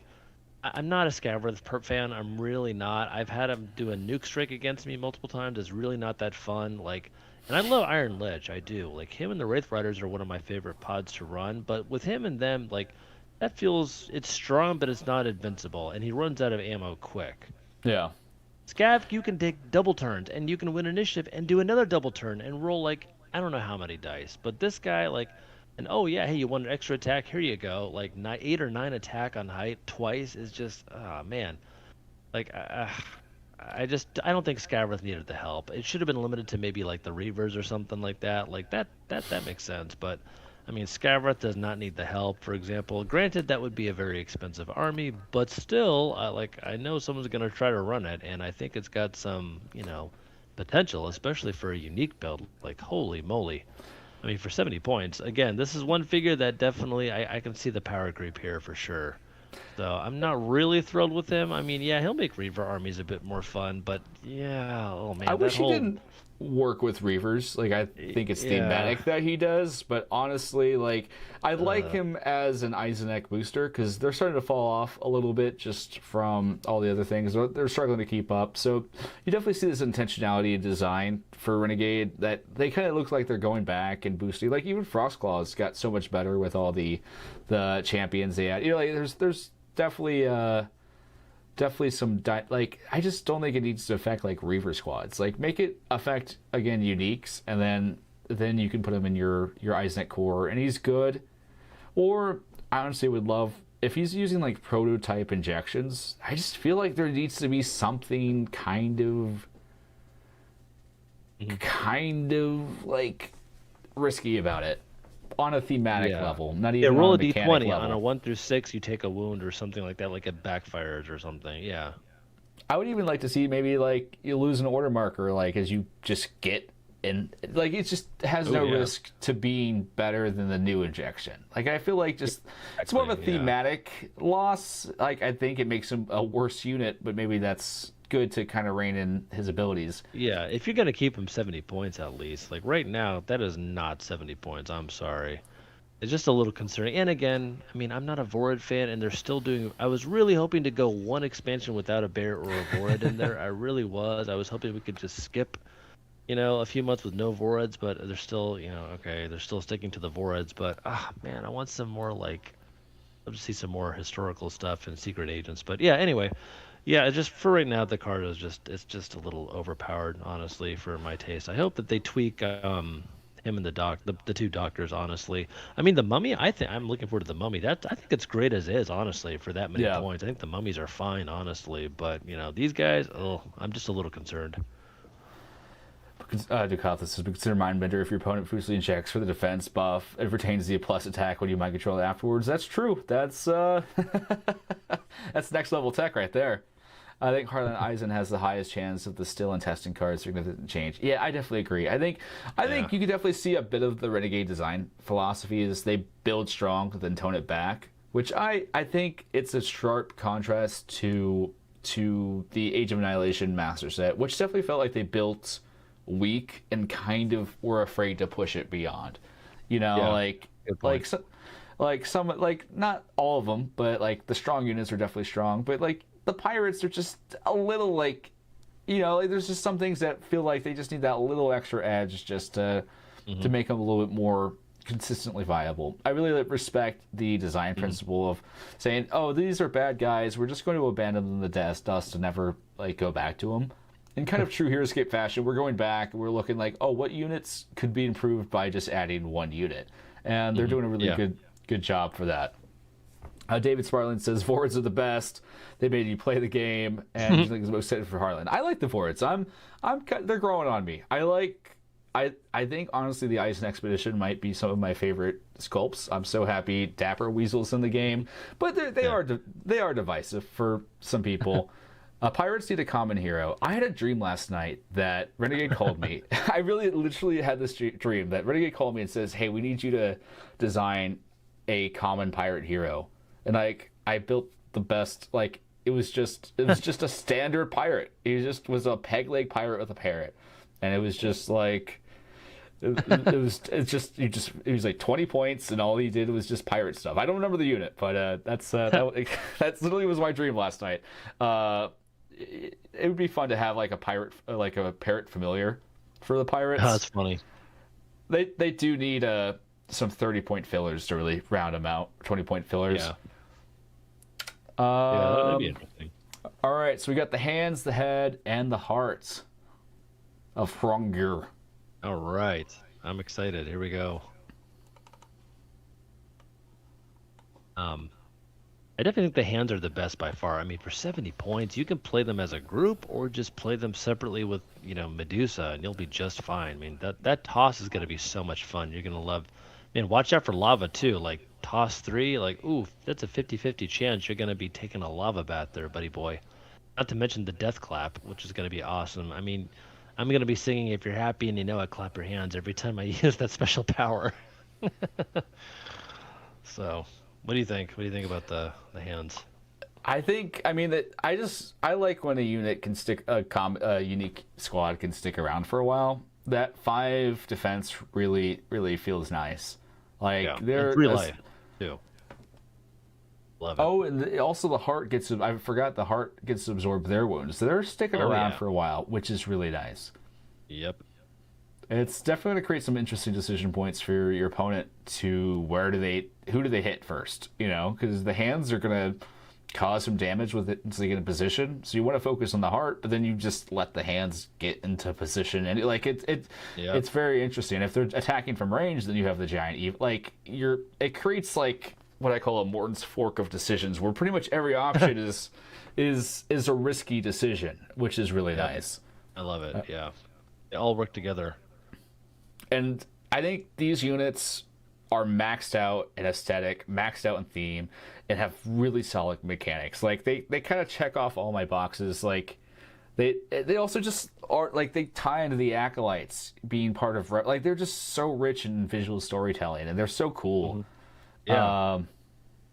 You get pretty much it's like Torin if he was good here. I think these feel like a lot more solid designs in terms of just kind of power level than the previous ones. Like I like the broad strokes of the previous ones, and honestly, if they didn't change it, I would still be fine with them. I don't think they're like devastating just because I think they just could cause some, but like this is pretty good as is. Like I would maybe I don't even know what I would change. Like just small adjustments, but that is with me not testing them and seeing how they play. Like it's cool. I do kind of wish that they had some kind of benefit for Undead. Like right now, Undead really needs like some kind of aura. Like I want to run these guys with Grave but like they don't need Grave at all. So I'm still kind of waiting for something to tie the undead all together. Yeah, it would be cool if they had a power, like, or at least the head had a power that goes, okay, all undead squad figures add 1 to their movement. Like zombies are now a lot faster, or shades or something like that. I kind of wish that maybe they had that, but everything else I think is great, honestly. The Thunderous Heartbeat special attack is, oh man, that's gonna be so much fun if you get swarmed by 5 or 6 figures. Like, okay, cool. Oh, I rolled 2 skulls, and nope, you don't get height. Hi, that affects everybody. Yeah, it's your 2 defense and under things are going to be really scared of that heart. Like it's just all works, and you have enough points left over to add more fun things. Then you can add acolytes for the the head of the head, and which they acolytes of the head is almost a must draft. Yeah, well, yeah. If you have 2, for extra 40 points for sure. I just want to run Medusa and a bunch of zombies for fun with all these. Like that would just be such a fun undead theme. But yeah, if you want to keep it alive, I'd say for sure acolytes. I mean, Medusa and the Raven, I think, is a good combo. I think Wraith Riders and Lich could be pretty fun to run alongside them as well. But yeah, a lot of fun combos here. A lot of fun options. I do wish you'd like. I wish. My only one thing I would change, I don't even know how broken this is Head of Rugnir to be a warrior. Just so we can get another use of Miserex instead of just one unit. Like, I think that would create some more... Like, you could do, like, a half Revenant build with them at that point. Yeah. But I just don't... I don't like how they have King on so many things. And yeah, I've noticed that a lot, too. Yeah, there's a lot of Kings now. It makes you think that, like, we're going to have some kind of better... use of king, like almost like servitor knights or something, like, because why do we have all these, like, this is the wave of kings, and why do we have so many kings, and like the best they have is the scions? Like, it makes you wonder, like, I feel like they're cooking something else with the kings, because it's just kind of, there's a lot of kings, and most of the kings are order marker hubs themselves. Like, they don't want that bonding from scions. Which is just it's just kind of a weird thing on my head, like, oh, I'm running head and scions as my art, like yeah, like what, like, okay, but I want to find a unit that justifies the scions cost, and it still hasn't happened yet. Let's see. Nikatha says, consider Doc Lockhart alongside Vorg Glide Strikers. Deploys the 2 of them, you can actually have 3 of them in play to attack right away. Better than other drop options? Probably not, but I could see some instances where it's nice that it works. Like, I like that. You just get two copters out. Yep. I think there's a fun build, at least as the current iteration. We're going to talk more about it, but there's a fun cover girl, Lockhart, just spamming helicopter build out there. I haven't figured out yet. Yeah, that'd be interesting. And we have Cupid. It's interesting. I part of me wonders if Cupid is going to be a different kind of Fae, like from a different place apart from Phalanx, just because it follows Aquila, and it's more like Roman mythology compared to like other mythology.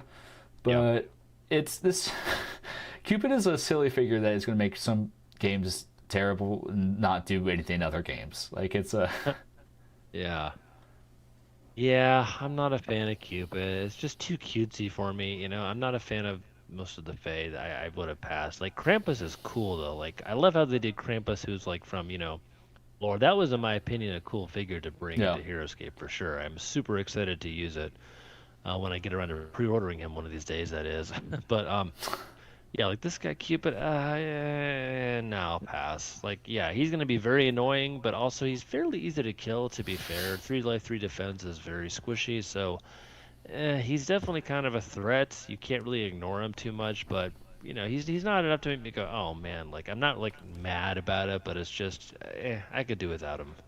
So I'm a little confused on how Arrows of Love work. Essentially, when it says, like, you control, like, you take, like, mind shackle them, essentially. It's like a temporary but somewhat permanent mind shackle. It's like more than what Mindbender can do and less what Nigox. It's like somewhere in the middle a little bit. On a 16 or higher, that can really, like, you can just grab someone's Maladrix and grab your grab your Sergeant Drake and go now Kith. Like it's a Yeah, it's pretty much.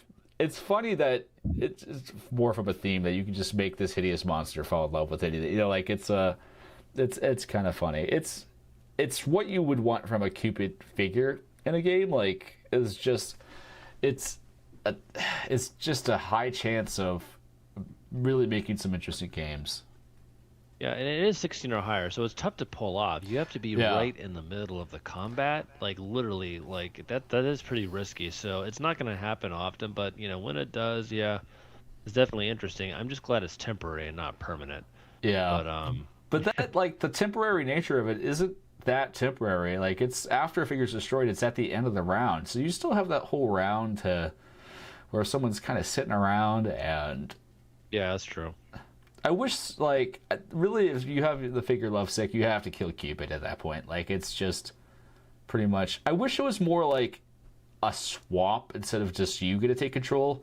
Like, like you give them one of your heroes and you take their other hero. Like, I feel like it would be more fun as like a swap. Yeah. Like, oh, they love you and you love that. Like, so it's kind of like switch sides. So that's why it's not as like flat. And maybe like they couldn't attack each other unless they're the last figures on the board. That would be interesting. Like, I feel like it'd be kind of more interesting than just taking control of a figure.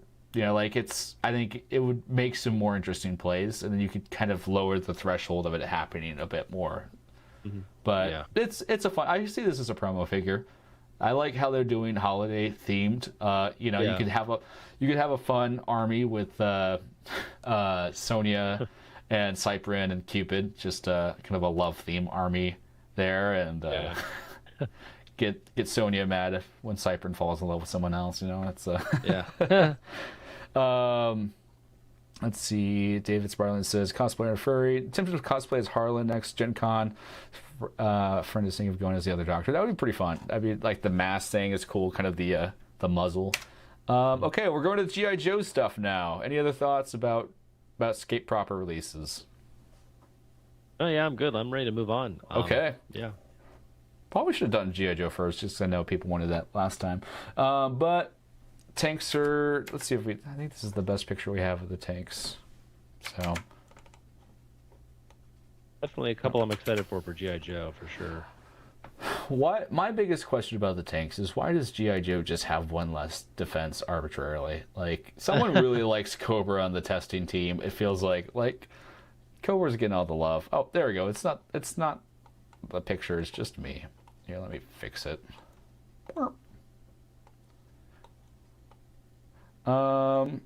Okay, Inventive. If you're still in the chat, I would definitely love to know what your thoughts on these new G.I. Joe units are. I'll have to. Inventive is my resident G.I. Joe lore dropper, so I appreciate it always. So we got the mini tank and Cover Girl. Yeah, she's I mean, I don't know about you. First glance for 110, I mean, she seems pretty good. Like 5 defense, 4 life. That's pretty decent. Range 6 attack too. She can attack up to 4 times. Holy moly. Well, there you go. There's the Q9 of Contemporary right there. So definitely got some potential there. I think she bonds too. Take it to with another unique G.I. Joe or something like that for revealing an order marker. So that's interesting. She's pretty much a de facto for the G.I. Joe. It really helps bolster the whole... Because G.I. Joe was really struggling because they just could only take that 2 activations. And that was only once per round with Duke. And it's very limiting. I think Duke is very... I don't know. I don't like the design of Duke as is. He's just too much points and he's too fragile. I'm running her over Duke every time. Yeah, I agree. He's just keeper and packs a good punch, so may as well. Especially for going up against troopers. Like, oh wow, she could take out a whole squad in like 10 seconds. Well, she's going to take out... I mean, she could take out more because she gets to bond, so you can go with, like, Roadblock. Oh, yeah, there you go. Wipe out almost a squad, then go with her, and then wipe out the remaining bits, and, Yeah, definitely. And I like that she gets to go when the copters go, so it, like... I have, like, 4 copters right now that I'm like, I'm never going to use more than 2. So I like when the commons are like, you could kind of run her in a copter army, and I think it might be somewhat viable. just spam copters That'd be funny. or Cobra pods, your choice. Yeah. Yeah. I'll be honest, I'm not a tank person. I mean, she's cool as she is. Like, she's not a must-have for me. I'm gonna pass on the tanks personally. There's other stuff I'd rather have, but I mean, there's no denying the tanks are good. And I'm like, man, do I really want tanks in Heroscape? Ugh, I guess, but they're definitely good. I mean, for the defense and stuff, especially the Cobra tanks. I think the Cobra tanks are definitely gonna make a dent, Yeah. personally. Yeah, I think I like how you can swap out. I think it's an interesting mechanic. I don't like the idea that you're gonna have like, 3 torsos if you kind of invest in this fully, but it's I think it's a small trade-off if it makes it a bit more affordable. And really, you probably need at most 2 tanks in your army. Yeah, 1 or 2. Yeah, I agree. I think it's an interesting take on the battle ready. Like the copters are nice, but it's kind of like, hey, I got 90 points left over, and I just need a good special attack tech piece to deal with rats. There you go. You drop that in, and you just kind of go, and it's gonna most likely last for a while. Like the flight pods and stuff like that are a little fragile for what they can do, but that 3-5 defense, like it's gonna be around a lot. Oh, welcome to chat, Derek. Derek says you could just change Duke and change him to dead. I call him Dookie. That's what I like. He's almost good, but he's just kind of limited. Hit bash to the box and create an Oathbound Phalanx made of G.I. Joe toy. Both haunting and a good idea. And just getting to take turns with Joe heroes so she's able to, reposition in a turn. I mean, if you pair her with Duke, you can take a turn with, like, you just, like, Duke. Like, you just have, I don't know, I think she surpasses Duke just in terms of cost. For the points, what she can do. Yeah, definitely. Like, yeah, Duke has capable of some decent offense, but yeah, she's just better. Yeah. Full stop. And do you think Cobra tanks are better, or these tanks are better? Like, these ones are a little bit more reliable, but Cobras are a lot more deadly. Yeah, they're cheaper. I haven't even thought about it really hardly at all. I think Cobra are a bit better. That 6 defense over 5 is just a little bit better. So I think the Cobra definitely takes the upper edge. That threshold. Especially Rip It Up. He's good. Whenever you get to him, but that guy's wow. Like, he might have some meta effect right there for what he can do, I think. Yeah, we got Rip It right here, who which one do you think is better? Attacking 4 times with 2 as a special, or making 2 normal attacks of 3? I mean, I guess it depends on the level of the defense. Like, honestly, 4 attacks of 2 into 3 defense or under is pretty solid. But if it's like 2 attacks of 3 into 4 defense and up, I think I might go 2 attacks of 3. I think it depends on what you're facing. For 11 or higher to deal auto wounds in a straight line is pretty... Good lord, yeah, 11 or higher. They really like the 11 or higher, and it's kind of funny you mentioned that, because I remember in the old days of D20 powers, I almost never saw an 11 or higher power. It was always like 10 or 13 or 12 and up, but like I think Sony has the 11 or higher when she gives it to Cyprian, but that's all I can think of for old Scape. Like, that's 50-50. That's really strong. I kind of hope they kind of don't maybe stay away from the 11 or higher for certain D20 powers, but it's interesting. He's just Rip It is good, dude. He's like mimring, but like, I mean, again, 11 or higher, like take a wound, like moving 8. Oof, yikes. Good lord. 6 defense, 4 life. That's like he's like a, I don't know. He's like a Hydra on steroids. I don't know. Maybe I'm just tired. Like, he can double attack or just run through. He's like the Hydra meets mimring. I don't know. Yeah, it's like there's definitely like some like any large figures are just gonna stop him in his path, or small fairies, as Nicole mentioned. And it's. I wish he took the leaving engagement attacks from the Rip It, just so like it's kind of like, I don't know. It's like this is gonna chew through things pretty good. Like compare him to the Hellforge, and he's better. I'm sorry, I'm taking him 10 times out of 10 over the Hellforge. No question. Like that, he has better stats, he has range, and he has a lower threshold. Like, and he just can bond with Cobra, right? Baroness. So like the Baroness build is getting a little bit more interesting, as we'll see. I think he's a little like, if he had the 5 defense, even he's a little bit rich. But like, why does he just arbitrarily have 6 defense? And because I think he's about the same power level. He's a little bit more offensive oriented. than the other one, but it's about the same. Like it's not like Yeah, he doesn't. he's good. Like, Yeah, he's undercosted. Like he just is. I'm sorry. He should be 145, I think, in my opinion, something like that. But yeah. it is Cobra, so I'm not that surprised. Yeah, Cobra. Just when you thought Cobra was done, they're stepping up their Yeah. game. Nope. They're not done yet. They're back. Inventive says is impressive how they got the scale looking pretty good on these, which I appreciate. I was advocating for tanks actually. One of my videos I was saying we should get some historical mini tanks. So I'll take Cobra mini tanks. Yeah, I'm at the point where I hope they just separate GI Joe and Cobra from regular like Gen Con or definitely Escape Con or whatever. Yeah. A lot of Cobra for my taste. Personally, I mean, I don't think Renegade's gonna do that, unfortunately, but that's just what I'd like to see. I just wish Troopers had one less defense, and that would be fine. Like then it's a little bit more of a give and take. Or just less Bonders. Less Bonders. Yeah. Like, Less. like how about just Destro or just not Serpentor, like cut the Bonders list down to 1 or something like that. I don't know. They have some pretty strong. It's just there's just a lot of things, like pretty much everything I don't like about things is wrong with Cobra Troopers. It's just like sit there, like you don't have to move a Cobra Trooper the entire game unless you have like an area effect special attack, which kind of goes back to my flip flop of back and forth of like, you know what, I don't care who gets hurt in the process as long as Cobra Troopers die. But yeah, I'm taking everyone with me. Pretty solid figure. You can also just move him up with Crimson Twins. There you go. More free movement. Yeah, interesting. If you play VC, put some Ebon armor on him, which is kind of wild. And then you just have the same thing, just less of it. Yeah, I like that you have the 2 options. Like honestly, I think people are going to be using the Hiss tank less. Like, there's really not a reason to run it as much as I'd say for Joe. Like the Joe tanks, I think are a little bit more utilitarian. Like, are you really running a Hiss tank over just a squad of troopers? I doubt it. Like it's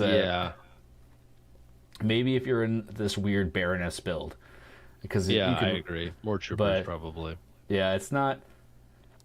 It's I don't think his tank. While it's cool, I don't think it'll be used as much. There's definitely a lot of in terms of aesthetically. It's fun to paint tanks. Like painting vehicles just has a lot more things you can do. So I'm happy about that. Okay, so Firefly. What are your thoughts on Firefly? I still haven't figured Firefly, out. I'm excited. He's a ninja and he drops bombs. So I am definitely going to get myself a Firefly because I love me some ninja builds. Yes, I am a hypocrite, but I will totally run him with the ninja builds. Like that's the one thing I'm cool with running G.I. Joe. Like Storm Shadow, I love Storm Shadow. I love Snake Eyes. Very excited for the new Storm Shadow too. Holy moly, that guy is capable of some serious damage. But Yeah. for Firefly, like dude, those bombs. Remember, he can drop them when he moves. So at the beginning of the round, place one within whatever, and then hey, I'm gonna move 5 spaces and run away. Like here's another bomb. Like just spend an entire round dropping laying mines and like a minefield and then he can detonate one or whatever per round. Like that's crazy, and he can pick them up again, which is kind of funny too. But for 80 points, yeah, good stats. Like a little fragile on defense and health, but yeah, those bombs. Ooh, attack 4. That's gonna hurt. Like that's definitely gonna kill some squad figures for sure. So yeah, I like them. I feel like excited. I'm playing Snake in Smash Bros. There and just gonna blow up things. Yeah. So I'm confused on picking up treasure glyphs. Like, is there why would someone pick up the bomb glyph? Could you pick up the bomb glyph and detonate it? Like or just I guess you could move it. Like, yeah, I mean, I wouldn't be wasting my time trying to pick the stupid things up, but you could move it technically, I guess, and drop it again. I guess that's the only reason I can think of. Yeah, I wish mean, there was he didn't want to reposition it, but like the enemy, yeah, I don't know why the heck you would waste time, but because I wish the enemy could move it. I wish there was some way the enemy could use it at one stage. Picked it it's a little bit more like, if they do risk it and pick it up, they have that bomb. I guess the only reason you would pick it up is if you don't want it to hurt potential development. Yeah. Pick it up and then you could drop it and then hope for a 1-5 to blow things up. But I think it's just a blocker is really what it's there for. But Yeah. I mean, run this guy with the bike ninjas. Oh yeah. Round two, you're up in someone's start zone right there, and Oh yeah. Drop a bomb, run away, click. Doo-doo-doo-doo. Yeah, that'll be just fun to pull, bomb shenanigans with ninjas. yeah, I actually like it. I like the design a lot. Looks pretty fun. it's a Um, unique ninja compared to what we've seen so far. Like, it's yeah. it's kind of more of a tactile. Like most ninjas kind of like to get in the midst, kill a lot of things, and then get out of there. And he doesn't even like to do like he likes to send bombs to the midst for him. So it's unique. I think you run him with like Jinx and Kamakura, and then you have some interesting things to do. Oh yeah. Like it's interesting, and that's not even factoring in just like in the Cobra build of just kind of drop the bomb, detonate it, and then attack with something else. Like there's some stuff there. I don't know fully, yeah. but it's interesting. Yep. Okay, we got Zartan. Oh, Zartan is another one I like too. He looks He's fun. seems very strong if you position him correctly. Yeah, that's the thing. See, I think he's gonna be. He's not meta per se, but in the right build and in the right circumstances, if you play him just right, holy crap, he will wreck your face. Yeah. Like, again, 3 life, 2 defense, he's easy to kill. If he's off by himself, he's going to get in very big trouble, which is kind of ironic. Like, Snake Eyes, you want him to be off by himself doing solo work. But this guy, like, you got to, like, if he's in a squad swarm, like, I'm thinking, man, I'm trying to think of ways how I could take advantage of this guy, but I'm thinking he's good mid game. Like, mid to late game is where I think you might want to send him up, Like, send in a bunch of squaddies, like, Meridians or Dwarf, I don't know, whatever. Pick your squad of choice that you can actually kind of swarm somebody, and then you're dealing with all the figures. You can just spend an entire round and moving him up the board, and then do a massive attack and just take out 4 figures or something. Oh 'Cause yeah. he can shoot. He can shoot and- too. He doesn't have to punch you. He can just. It's like he just walks into a group and pulls out a gun and starts pulverizing people. Now, that's a lot of work for a 60-point figure, but that's how I see him working the best. I'm not saying he's meta, but he definitely looks very very fun and very situational, which I like those kinds of figures. If I can get them to work 1 out of 3 or 4 games, I'm honestly happy. Yeah. So It's interesting because he can bond with the Originators, and he also drop with as his Valentina Lockhart, which I mean I haven't seen this strat talked about too much, but you can drop him, kind of sack Valentina and just drop him into like surrounding a bunch of people. And then they can't attack him till they get rid of Valentina, and then he just is taking people out. Yeah, that's true. It's a good point. I didn't think of that. Oh my gosh, drop him, Valentina, and Gimbal. Yeah. Okay, pick your poison there, pal. You want to ignore Valentina? Okay, she's gonna nuke your start zone. You go after her. This guy's gonna run up and start shish kebabbing people. Like, pick your poison. Yeah, I mean, he rewards you setting things up correctly, but Yeah. like as a like a mid game figure, like once people are around, like you just have to make sure he's not sniped early game. But Yeah. but the fact that like I think there's some other interesting strats with like Warriors of Ashra where like they can't even like pin him down. Like once the Ashras get engaged, he just goes in and like there's some nasty things you can do with him. Yeah, I mean Destro. Oh, bro, Destro with the nanotoxin and the glyph, the defense glyph, and auto shield. Oh, geez, like this guy can just.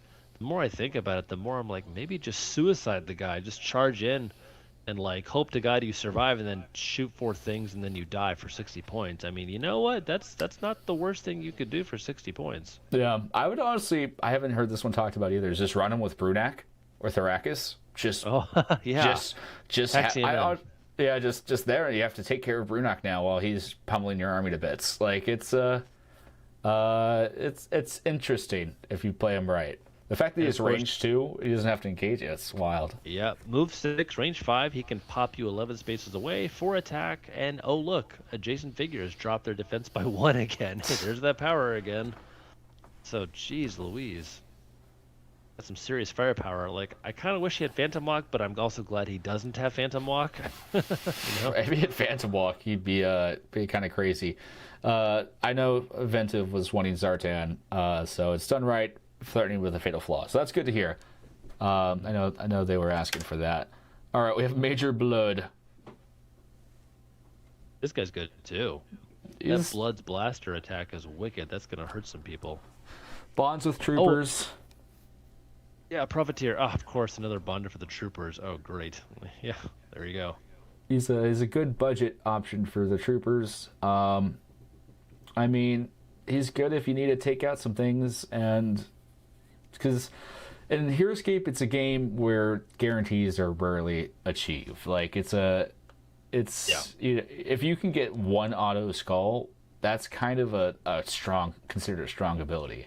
So like it's limited by the once per round, but if you just need to get rid of some developing forces, and that's before you take your Cobra turn. Like it's interesting. Like he's a nice simple design. Like I don't think he's overpowered, but I mean, really? gotta take him.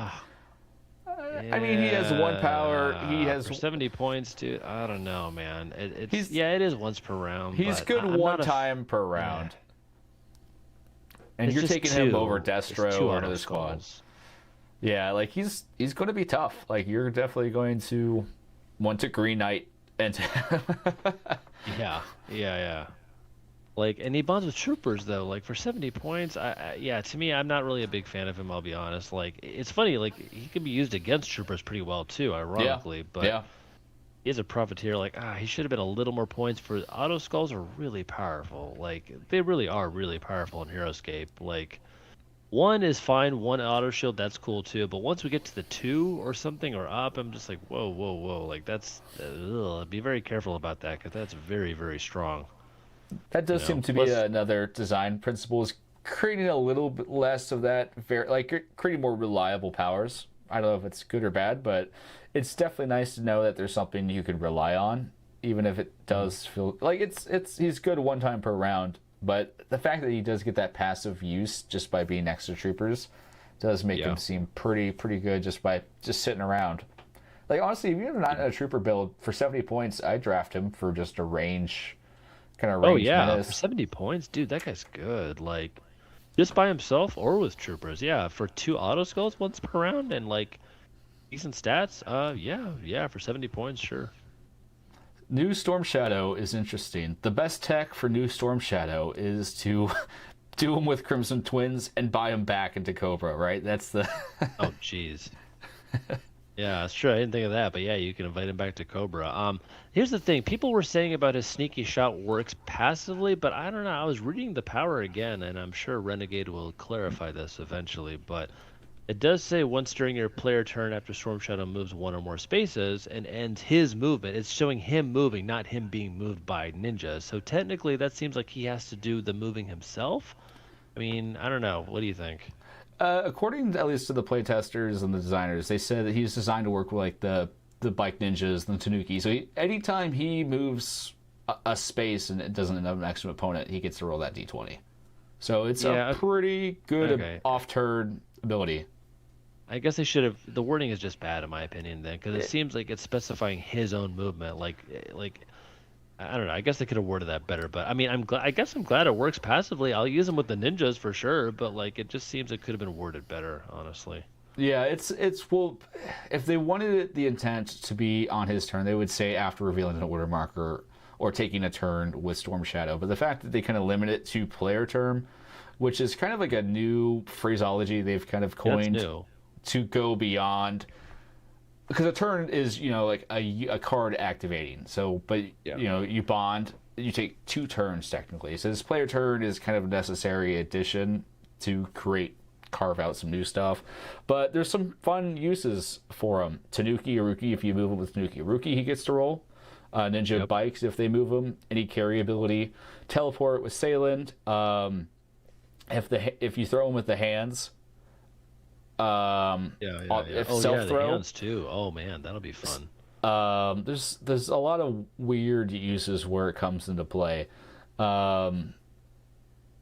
Anything like Kraken, if a Kraken swaps spaces with him, on your friendly Kraken, he can, or Krakenling rather. So there's some interesting things to do there, but that free auto wound off turn makes him pretty spicy there. And that's not even factoring in his just innate bonding with both ninjas or Jokors. Like you get you can, because he gets that double assault, so you can attack someone adjacent. Then he gets to take a ranged attack, and then gets to do a sneaky shot. And that's just him as is, but pair that up with Cover Girl or Duke, or the Jinx and Kamakura. You got some. He's deceptive in how deadly he can be. Oh yeah, I wish he had range 6, not 5. That's the only thing that I would change about it. Yeah. Maybe make him slightly more expensive, but for 110. But other than that, I think he's pretty good. Like, I'm excited to get him. I'm definitely gonna wind up purchasing him for sure. Yeah, ninjas are eating good. They were used to be one of the most looked down upon factions, but they got Now they're getting better. Yeah, they got some they're getting support for better. sure. Double Salt, I think, is really really good. I think it's if once you get next to someone, like you get that, you see it on Solin how well it works, and just that, Solin can shred things up. Oh yeah. But yeah, it's interesting ability. He's fragile, but 5 defense should hold if you can kind of play him smart. Yeah, just be careful with him. Yeah, he's definitely a little bit more finessey, but like he's got some serious offensive potential. So I like it. Yeah, it's interesting to see a 2.0. I wonder if we'll get a 2.0 of Snake Eyes, because Snake Eyes as is, I don't know a lot about G.I. Joe, but I know Snake Eyes. Like, I know Snake Eyes is the coolest guy. So like I feel like it would be cool to get a 2.0 of Snake Eyes, just maybe a more powerful set. A very expensive kind of ninja king would be nice to have. Like, because I feel like that's what the ninjas are missing, is just like this absolutely kind of like, because a lot of, like this boss of a ninja. They're like, oh, I don't want you to take a turn with him. Like, move 6, attack 3, triple attack, just wreck somebody, and yeah, what the heck? Like, throw in an auto skull just for shizzles and giggles. Like, who knows? Yeah, it has to be during your player's turn, not another player's turn. So you have to, if you do all that weird tech I was mixing, it has to be your own units, which is just, it's weird builds if you're doing it. Most part, it's if he's being passively moved in ninjas is when it will apply. We got Flint here. Flint Lockwood. Just a better Tuck Harrigan, right? Like, that's... Which guy? You said Flint? Oh, you're doing Flint now? Yeah. Oh yeah, Flint has definitely got some potential too. Like he glides in first of all, like again 11 or higher, so 50-50 to drop him.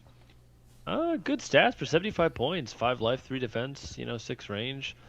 That tactical ability is going to be pretty nasty too. It works. It says when Flint or a GI Joe or soldier figure you control, so it goes for Flint too. It's within 3 clear sight spaces. Flint. Flint defends, so I guess when he defends too, it increases the defense value by 1 if he has height advantage, so he gets double defense. He has 5 defense on height, I think. Yeah, he has, I'm reading that right. 5 defense on height, and so that's all soldiers, which includes all the G.I. Joe, includes the Marines that we talked about, so they get that extra defense if he flies on the height. You can help out the green shirts, yeah. If you like the green shirts, you can definitely help them out a bit.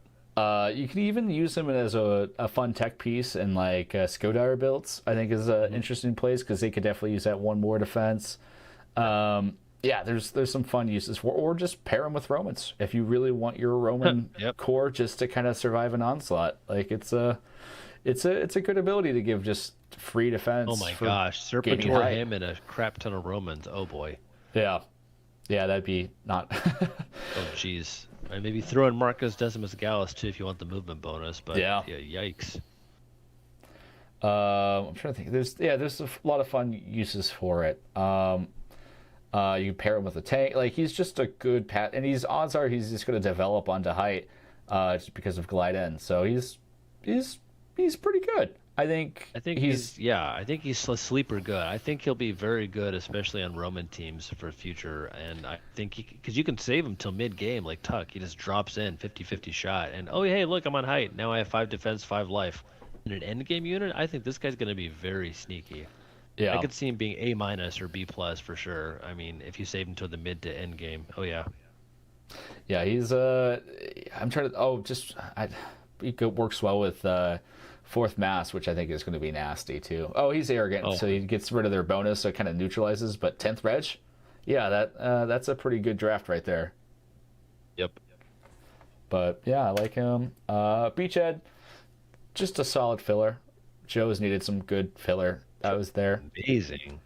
I think Beachhead is nuts. I think he's the best 30-point figure in Heroscape. Like Eldgrim, go take a hike. Guilty, you take a hike too. I mean, one auto skull or shield, like if he gets on height, I mean, dude, like you're guaranteed probably you should be averaging one skull, right? You're guaranteed like two skulls per attack for Yeah. and for life. I mean, dude, if he takes height, you're gonna be in for a world of hurt, I And think. that's not even For factoring Indy. in the Joe bonuses. Like pair him with Flint, then that just him and Flint height. Yeah, Oh like yeah. that's a and he works with the gallery, which I think is just more thematic. I mean, maybe if you have 30 points left over in a gallery build, I can't think of a build that would have that, but it's nice. It's nice that it's there. Oh yeah. Yeah, dude, he's good. Like for 30 points, he's a little too good, honestly. Seems like he should be 35, maybe 40, but Yeah, I those the auto. four life is yeah, that's pretty strong because he could just stick around for a while because that's he's pretty much a gorillinator, which those if Yeah, a really cheap Gorillinator. Get him on height. That's the key. You want him on height, obviously, but range yeah, six, dude, range six, that's wowza. that's pretty good. Beach fishing and Sign me swim up. is just a name. He has nothing to do with beaches. He just knows how to swim. That's just He just, yeah, he just like, let's give him another power. Okay, he can swim. Cool. All right, there you go. yeah. I think that's so he can. I'm sure they have some weird tech they're thinking of when they thought of that. Uh, that way you can move through Uma's. If you're running a gallery build with Uma and have him, he can move around it. Like that's why it's I don't know. Yep. It's it's a free thing, but Yeah, okay, yeah. it's nice to know that he's not actually like a beach figure. So Gung Ho, another interesting figure. Joes are definitely getting the bump they need. Oh yeah, Gung Ho is definitely this is also another really good sleeper figure, I Yeah, think. I mean, holy moly, like you can't attack anyone else if you're engaged with him. Oh man, that is gonna really suck for you if that happens with you when he's played with a bunch of knights or McDurks. Like, oh yeah, oh, he's a and also champion. they ignore lava terrain too. Cool. Within two Yeah, spaces, great. Yeah, we're on lava. We're good, boys. Follow me. And he does have range. I mean, two attacks, so that's good. He's not crazy like three or four attack, but yeah, gone. Like plus one attack and defense for each figure engaged. Oh, that's gonna be fun. yeah. He's a modern day Alistair. Not Alistair. Oh, what's the fighter from the D&D set? Yeah, Tendra's Creel. Tandris Tendra's Krill, Creel. yeah, he's a modern day Tandris Krill. He's just, he could ping with that too, but honestly, he needs to be in the thick of the fight. And like, Yeah. honestly, like, just I don't know if we'll ever get a Joe like that teleports or brings people in, but like if you can bring him Oh into my a place gosh. fast, No, that's disgusting. how do you think how do you think he'll be in like a McDurk build? Like, what's your thoughts on that? I think he's less good in the night Um, builds because they I don't think he's really less need good than that. the Knights. Oh my gosh, like for 500, 560. Oh yeah, I'll include him if I want to win. Yeah, definitely. McDurks, that's interesting. I mean, you could use him with McDurks for some range. Like, just I would charge them in first and try to pick either Eldgrim or Alistair to damage and keep them in the back of the start zone. Give Yeah. two or three wounds and then just go nuts, I guess. Yeah, it's interesting. Um, Like he can get pretty deadly in like a melee matchup. Like if you are just oh yeah. facing, if you kind of know it's gonna be a melee heavy matchup, like he doesn't have like you're just gonna have to pick him off one at a time. Like it's Yeah, just exactly. If I was going up against him, I just send in like if my unit's attack was three and under and like oh I'm struggling, I just send in one at a time and just ping away at three defense until I yeah. finally kill him. If you swarm him, I mean, yeah, good luck with that. And expedition leader is a really good power. Like that's like the power some units have. Like that's their whole thing. Like the Eisen expedition, that's kind of like Yeah, their little ability, and he just kind of gives that to people. That's a yeah, yeah, yeah. Yep. it's pretty good. Like it's not always good, but it's like one of those abilities that is good when it's good. Like Yeah. like lava, especially contemporary or like competitive maps, are always lava's always on height. Toxic terrain's always on height. Like just being Yeah. able to gain that without relative disadvantage is pretty good. Yep. He's a good piece. Very good. Let's see, Yep. is that Just it? about. I think that's all she wrote. Yep. That about wraps it up. Whew. Been fun Yeah. talking for man. It's been a couple hours here. Whew. But yeah, I'm ready to go to bed. Unfortunately, guys. But man, it's been fun. I love most of these units. I'll be getting at least probably half to two-thirds of them, especially the mummies and yeah, it's been fun. Yeah, it's these are some of my favorite units revealed. They're maxed out and both just dripping in lore, dripping and mechanics, and just really stylish. Like I'm really looking forward to this wave. Like I think Secrets was cool, but I think it had some misses. Like this is the first thing where I'm like, things just maybe feel a little strong. But like I said, I'd rather have things be too strong than too weak. Well, thanks so much. Be sure to follow your channel. Any shout outs you want to do before you head out here? Yeah, no, absolutely. If you guys want to check me out, it's at the Owl's Nest Heroscape, and I'm almost at 200. I'm getting there. I'm at 183 right now. Hey, as soon as we get to 200, or maybe I'll cheat. Maybe we'll do it at 199, and we'll do the giveaway. So that'll be pretty fun. And then of course you're Roguescaper, but everyone knows that you're almost to 1,000, man. We're Just getting there. 53 more to go. If I can actually make some content, we might actually get there. So it's been a bit of a dry spell, but I think we're gonna get there. Thanks so much for joining, for listening to me ramble on too much about always a pleasure about lore. But yeah, no, you get some sleep. I know you got con brains, so get out of here. Yeah, man, it was fun. I had a blast. Thanks, guys. Thanks to all who joined in. It was fun. Yeah, all right. Build army build. Yeah, you take care. I'll catch up with the chat, and you have a great night. Yep. Toodles, guys. Talk to you later. Flint with Einar Skordar. Yeah, that's going to be a fun build. I'm going to army build his tanks just to have figures. Honestly, I just want to run like 5 tanks just to have them. I think it's going to be really fun. Yeah, I'll put a poll up. I'm trying to get through all my remaining figures. And we'll see what I'm painting next. I'll be hopefully doing it this Monday. I might be doing a painting stream tomorrow if I have time. So maybe a special Friday painting stream just to kind of catch up on some things. Finishing editing a Grave Grim video, which I might delay the release of to Halloween time. EscapeCon video is being scripted, and I'm working on a review of all my paint jobs that for Age of Annihilation so far. So we're cooking here at the Roguescaper channel. Appreciate everyone's support and continued investment. And it's a good time to be a Escape fan. So keep on painting, get your figures painted, and I'll see you all around.